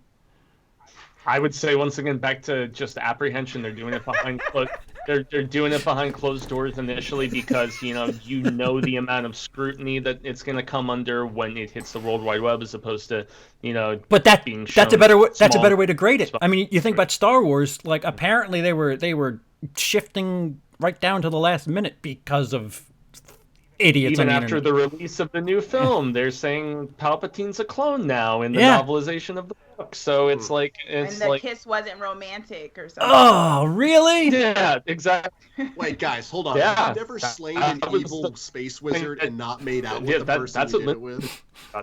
Well, Sorry. It was very platonic. It was a platonic kiss, according to Disney. I don't. I no. yeah. So my It's point so exactly. silly. Right. Talk about retconning and course correcting, right? I mean, Yeah. Yeah. So that's my point. You have boy. so much time. I can't honestly say that I'm even that excited. You're not. Yeah. I mean, I don't think we're the right. I'm not that excited. Go ahead, Fuego. Yeah. You're a little skippy. No, I know. It's the first time the entire broadcast. It's okay. Sucks. It's better than 2 normal. hours in. Yeah. I'm not really that pumped for this movie. I thought the last one was okay, but it's just never a franchise I've had a big affinity for, and so for that reason, I mean, I'm intrigued enough. I'm honestly more curious about how it's going to perform at the box office and what the audience and critical response is going to be to it. I'm more intrigued about that sort of voyeuristic nature than I am about even watching the actual film itself. I'm curious more about how it's going to be, what the response is going to be to it. Lindsey? So. Anticipation for so- Halloween Kills? If we didn't know that there was supposed to be another movie after this, yeah, I think I'd be a little more excited. But I'm kind of tired of people like planning out so many sequels. Like, I'm tired of the Fantastic Beasts model of, we're gonna make 5 of these, or the Avatar thing, and Avatar's not even out yet. We're gonna make 6 of these, and one Halloween movie did good, we're gonna make 2 more of them. Just make them. Just make your movies. Yeah, like, because money. Well, Yeah, like it kind of it's kind of strange. Here we are, 4 people on the internet not really excited for Halloween, and at least half of us focus on horror exclusively, or the majority of your focus is on horror, and that's not what I think of when I think of YouTube and Halloween, but. Also, for the record, I still don't think Fantastic Beasts 3 is happening. Ooh, just throwing that out. Well, like that's I was waiting for that. That's part of the thing. Like horror, especially with these tentpole franchises, there's no stakes. The bad guy. The bad guy is gonna somehow not totally die. So now that we know there's 2, that Jamie Lee's probably not gonna be killed off in this one now, right? I mean that's. No, they might kill her off, actually. And have nobody in the 3rd one? Have Judy? No, well, isn't Tommy Doyle coming back or whatever? Like, they're probably gonna do some type of switch, and now he's the main guy. I would actually like that. That would be interesting. I would be down for whatever the last one's called if they did something like that. Yeah, Ends. There you go. Yeah, and then Halloween Rises and. No. I am so done with the title. Well, I mean, after Halloween Rises is Halloween. Halloween Eats, Halloween Sleeps. Well, they did so many sequels without her anyway, so why wouldn't the 3rd? Yeah, and they killed her off. Like when she came back for H2O, they totally messed up that powerful moment by making it so she was crazy and she actually killed the paramedic guy, and then it goes on without her. And it's just, I'm kind of worried that they are gonna kill her off, which would mess up that strength she had that we saw towards the end of the new second one. So, but I feel like that's the only thing they could do. But I also think it's kind of weird because what we're talking about is like test audiences. They don't want a lot of people to see this and stuff, but somehow they planned for 2. So it shows that there's no clear direction. Like, they didn't write an arc. Like, it's clear maybe they don't know how they're ending this. Well, isn't it the same as far as writing, directing? It's all the same people, right? Yeah, David Gordon Green and Danny McBride, if I'm not mistaken. That is something to be sort of confident about. I mean, at least you have. It's not J.J. Abrams, Ryan Johnson, then J.J. Abrams again. It's there's a bit of, I would imagine, cohesion. It's the same people. It's not like you're handing it off from somebody else and being like, oh, okay, so here's what I have to work with now. I mean, whether or not they were planning on making one, at least they know where their mindset was when they made the one, and they can kind of work around it. I don't know. That's the one thing that I'm kind of confident in is it the fact that there's the same filmmakers. Yeah, the essence of continuity in that regard. Yeah. I don't. It's just funny, man. We got these long lives. Why is Halloween the one that's doing this right now? Like, where's that Friday the 13th reboot? Isn't that supposed to be happening? Not until they get that court shit done. Yeah. That's right. Yeah, and I enjoyed the 2009 movie too. Man, now you can leave too. That was it was very much the greatest hits and stuff, and I like seeing dude from Supernatural in that. I thought that was fun, So, good old Padalecki there. Yeah. Wait, was that? No, yeah, Ackles. It was Padalecki. Yep, exactly. Yep. Sammy. Those are such weird names. Yeah. So anything else on the news front? We really bled. Wait. Good show, guys. We I guess we touched upon the Star Wars stuff. Oh right, yeah, Palpatine's a clone. So that would be opening up a whole nother can of worms. And they did their whole announcement, but the announcement is for this High Republic story that doesn't have any film or television stuff associated with it. It's going to be a series of novels and comic book things that take place 200 years before the prequels. So that's exciting, at least for me. But not being anything box office related, not really context here. Tom Holland apparently did say this past week, though, that he has he's taken some meetings, and this was a story from THR, that he has taken a few meetings about being in a Back to the Future soft reboot sort of thing. No. Was that deep fake? Is that what was that did it? Like, I wish. That was a plant. Someone did a deep fake, and then they were like, "Oh, Tom Holland." And I think that was orchestrated. Oh no shit! Then. I have. It was that deep fake with Tom Holland and Robert De Niro. Oh, not Robert. Robert Downey Jr. Right? Mm-hmm. Oh, no, I haven't seen that. Check that out. It was and it was all over the internet, and it looked fine. Huh? Yeah. I think they planted that. That's just too. Dude, that's the. I wouldn't be surprised. That's the way you make movies now. I mean, the Uncharted. Uncharted. Yeah, Uncharted. The fan films has what the fuck's his name? The Nathan Fillion and Stephen Lang. Yeah. So like Well, even the leaking of the Deadpool. Yeah, Ryan Reynolds set something up like this new modern way of getting your shit made. Oops it out on the internet and then just see what happens. So cool. Actually, fun fact. Technically, the Wachowskis sort of did that, or the Wachowskis with The Matrix, because they spent almost all the money that they were given for the first Matrix movie on just that first scene with Trinity, and just being like, hey, this is what we're going to do with this movie. And then Warner Brothers is like, oh, okay, yeah, here's more money. Really?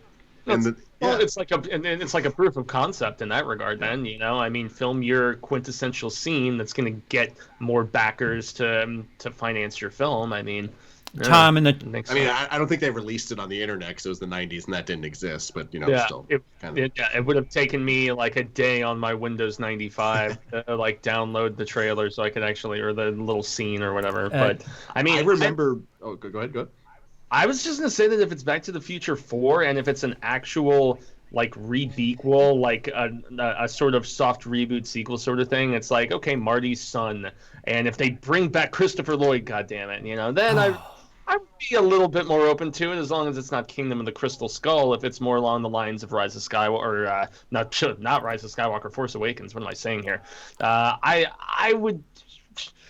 I don't know. If they've tampered all the other beautiful '80s trilogies, I mean, why not do Back to the Future now? At this point, it's not going to take the original 3 away from us. So why not? If you make Back to the Future today, you know damn well the Doc-Marty relationship is either going to be explained in some weird way or redefined in some weird way, or they'll be related. Because today you're not going to have some weird scientist dude with a high school boy. That's just we're way too.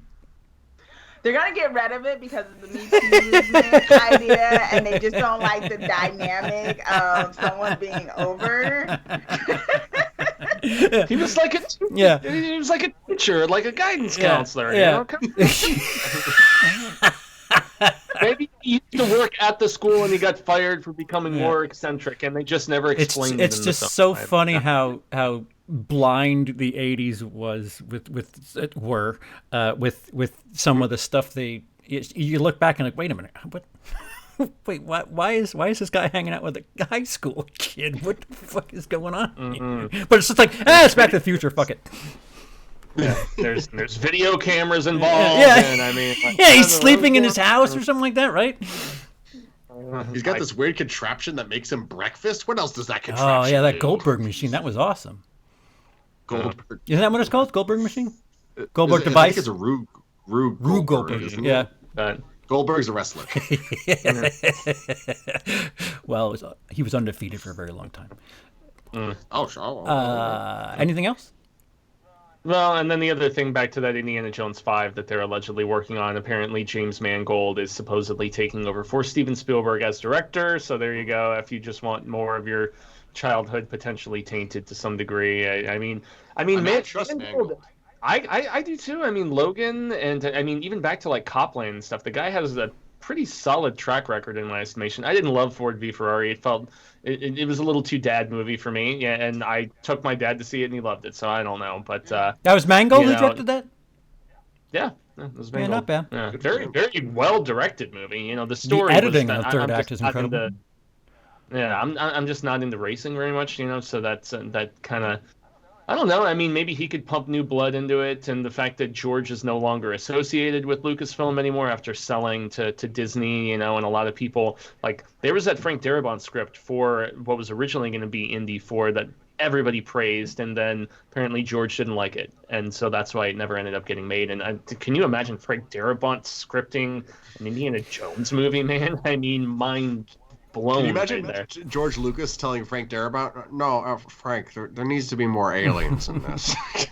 Well, why can't we just have new ideas? Why do we keep going back to old shit? Like, the other thing that I'm like, we have a new Ghostbusters coming this year. Where's speaking of footage? Where's the next trailer on that? That makes me nervous. But like, it'll probably come pretty soon, I would imagine. Why can't they just invest in something different, new? I don't know. Why is television doing all the trend-setting shit, and movies is just like, hey, here's another Top Gun. Cool. Well, I mean, art's kind of always changing. Because back in the '90s, TV was nothing and movies were the thing, and now it's like they've kind of like flip-flopped. So maybe they'll eventually reflop and unflip or something. Yeah, because these people have to die eventually, and then what? Well, I'm saying, like, how many times you're gonna do a Terminator movie? Arnold Schwarzenegger's what? He's in his 70s now, right? He's got to be old. Mm-hmm. Like, you gotta do another thing. I think he's at least mid to late 70s. I'm not sure offhand, but I'm pulling it up right. 72. Yeah. Yeah, that's old.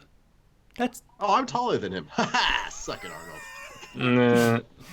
Well, I mean, does Disney go in a different direction with Iger stepping down this past week and stuff? I mean, a lot of people were really curious about that because of the fact that, Bob was instrumental in the acquisition of Marvel Studios. He was in the acquiring Lucasfilm and so many of the big things that they did as far as just becoming this big bloated monopoly.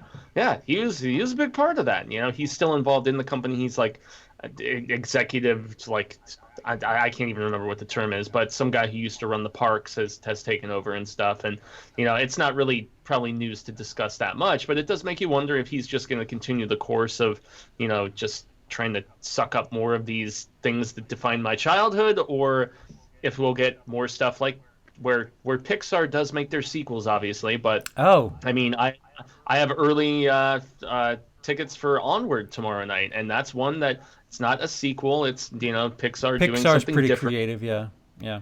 And I, as far as they tried to leave Disney, remember, and then Iger was the one who smoothed things out and got them. They actually acquired them. You can't quit. We bought you. Yeah, exactly. We own you.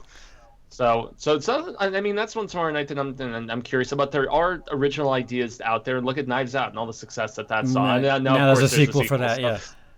Yeah, whatever, right? It almost defeats my arguments. Well, you know what? I'll take fresh, repetitive. Yeah. Fresh, repetitive is better than repetitive from the 80s. Like, man. There's a new Top Gun coming out. Why is there a new Top Gun coming out? That is I love the first Top Gun, but that is a very good question. It's so, like, it doesn't speak to anything. Like, there's no Cold War right now. Why are we flying planes? What I haven't done the Air Force my whole life. And here's a question based off what we were talking about earlier. The original Top Gun is like one of the best secretly gay movies ever. Yes. Is this one also going to be like secretly gay, but not secretly gay? Like, you know what I mean? Is it going to be like as overtly secretly gay? Like, or is it just going to be Tom Cruise being a straight awesome dude? I personally prefer Hot Shots, so I don't know, man. I mean, it's it's hard to beat Hot Shots. So the other major release this weekend is The Way Back. I mean, Fuego talked about Onward, but The Way Back is a fresh story. Ben Affleck plays a basketball coach with a team that needs to do better. Yeah, and he's also like a recovering alcoholic and stuff. I don't know. I saw they showed the trailer for that also before The Invisible Man. And I just thought Oscar bait. Really? That's all I thought. I was like Oscar bait. Yeah, that's what this movie is. I liked it better Well, when it's called also Coach Carter. Mm. Or Remember the Titans, or like we've seen this. We've seen this. Like it. Well, and I think he's on the press tour right now, like talking about his own alcoholism and how that he's talking candidly about leaving the Batman project because of it. And so I almost think he is trying to drum up more of that Oscar support by saying this character is a lot like how I was, and trying to battle those inner demons and all that. It's just funny how he decides to open up about this stuff now when he has a film like this about to come out. And I respect Ben, I mean, I don't love everything he's done, but especially with how he's come into his own as a director and stuff. And I mean, Chasing Amy is one of my favorite movies ever. So Dude, the town is incredible. Yeah. Apparently, so I'm looking at the whatever this basketball movie we were talking about. I'm already moved past it and bored of it, because the guy who directed it, who also directed like The Accountant and The Warrior, is about to direct a reboot of The Green Hornet. Oh, we just did that 8 years ago and it failed. Why? Chauncey will buy tickets for its DC. Yeah, I will. I'm not gonna lie. I'm gonna watch it. What? Green Hornet? I'm in. I have no details. No, I'm sorry. Actually, I kind of liked the Seth Rogen Green Hornet, but it's one of those you just like and then completely forget about for me. I see. It was. It was Gondry, right? Wasn't it Michel Gondry? Does it? I think so, and it was just like the weirdest thing for him to do. With as much as I love Eternal Sunshine and Science of Sleep, I totally just brain shit because I thought we were talking about Green Lantern. Yeah. Okay. All right. So I have to apologize for what I was mentally thinking. So it's not as and funny. me over here just assumed Green Hornet was DC, and I just never knew it before. So. Yeah. Oops. I'm an idiot. But it was I thought Michel Green Gondry. Lantern too. I thought Green Lantern too. I'm Because there's supposed to be actually a DC Universe show of Green Lantern coming out soon. Yeah, and it's gonna have a bunch of the different corps, and we'll get a bunch of lanterns, which is exciting. So which I will happily watch. That sounds very. Anything? We're running very late. Anything else that is important? That's news. Yeah. I mean, like Jurassic World 3 starts shooting. It has a subtitle called Dominion, and they're describing it as endgame of the Jurassic universe, and the fact that they're bringing all these people back. Whoop-de flippin' do. Jurassic World kills. I'll still watch it. Yeah. Does that mean Thanos Rex is gonna be a dinosaur with like a little thingy? He's gonna snap his little claws. Yeah. All right. So we've run dry. Yeah. We'll have something drop tonight that we'll be talking about in exactly 7 days. But always. So Chauncey, what do you got coming up? Well, people, if they want to get a little bit more of an in-depth review of Invisible Man, I have a published article that came out on Friday of it, where I talk about some more of the themes. There's also a published review of Hunters that was also published on Friday, and where? That's kind of the main. It's on peoplesworld.org, which is the publication I write for occasionally, but you can also find it straight through Rotten Tomatoes under my film and TV critic area. Vicinity of look up mine. It's there. It's under all the ones I've done. We'll get links in descriptions and stuff like that. Oh yeah, you could Chauncey, you have a wrench. You could put it in the chat if you want. That's a little bit easier. Okay, cool. Lindsey. It's so funny. I mean, I know what you meant when you said that, but like, oh, you have a wrench, just like such a random. No, in the chat, it's got a little. No. I totally get it. You're an admin. Is that better?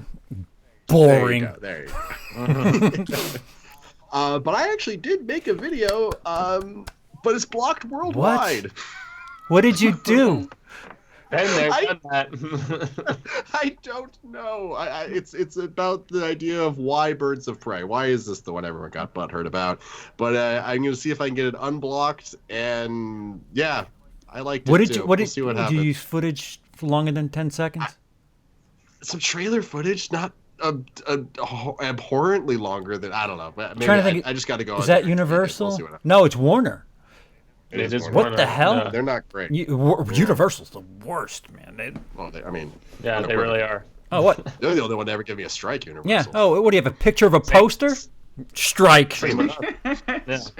Yeah, and yet Disney like ignores just about Yeah. everything. That They're like, oh yeah, you have the whole Phantom Menace on your review. We don't care. Yeah, exactly. We're like, oh well, you're just promoting us, so it's fine. And we're just like, okay, how the mouse understands this is just so weird. But Fuego, up to you.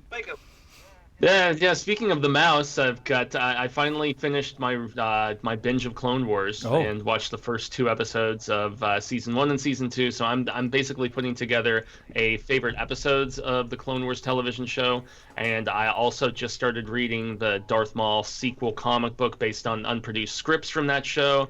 And I also started listening to Dark Disciple, which is about Ventress. And Ventress became, over the course of that show, one of my favorite characters. Her and Cad Bane and some of the stuff they go on to do with Darth Maul is badass. And yeah, I'm just very curious what's going to happen over the course of the rest of this. But I also put up a Sonic review recently, and for the horror show, I know we are continuing forward with more Lock and Key comic book coverage this past week. And yeah, if you want to see me and Cecil's kind of take of just differing viewpoints about the Invisible Man, that is on the channel. Yeah, as well. check the comments section while that comment might still be there.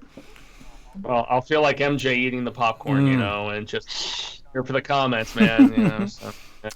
So I put up my Old Boy video. That was just yesterday, the day before, and either tomorrow or the day after, I have my announcement video for the 1999 project. That's that. And Emily and I did the final piece of the My Immortal reading, which was legendary, just absolutely legendary. And I think that really will be it for this week until next time. Any last words, guys, before we finally get rid of this fucking episode? I'll also be reviewing I'm Not Okay With This, the new Netflix series that came out. Yeah, I've been wanting to watch it. Yeah. I didn't even know that was out. Or is it not? Yeah, it's got 2 of the kids. Yeah, it came out this past week. It's got the girl who played Bevy from The Levee and Stanley being reunited in a show. It's got kind of a John Hughes type vibe with a supernatural slant of sorts. Stranger Things. Yeah. Stranger Things. And it's actually 7 episodes, and each of them are only like 25 minutes long, which was surprising to me. Usually there's like hour long, but they're only like 25, 30 minutes. Yeah. Quick watch. Yeah. Bingeable, yes. Yeah, in one night. Yeah. That's like Glow. Glow, you could do that in one session. Did I cut you off, Lindsey? Oh, okay. All right. So until next time. Yes, somebody said it before. Yes, Chauncey, unless we offend her, is here to stay. So welcome, Chauncey. Unless, of course, she's not back. No more Hollywood titles. All right, there. You know her pet peeves. So until next week, thank you all in the chat. Thank you once again to Felix for the super chat. We will see you guys next week. Peace.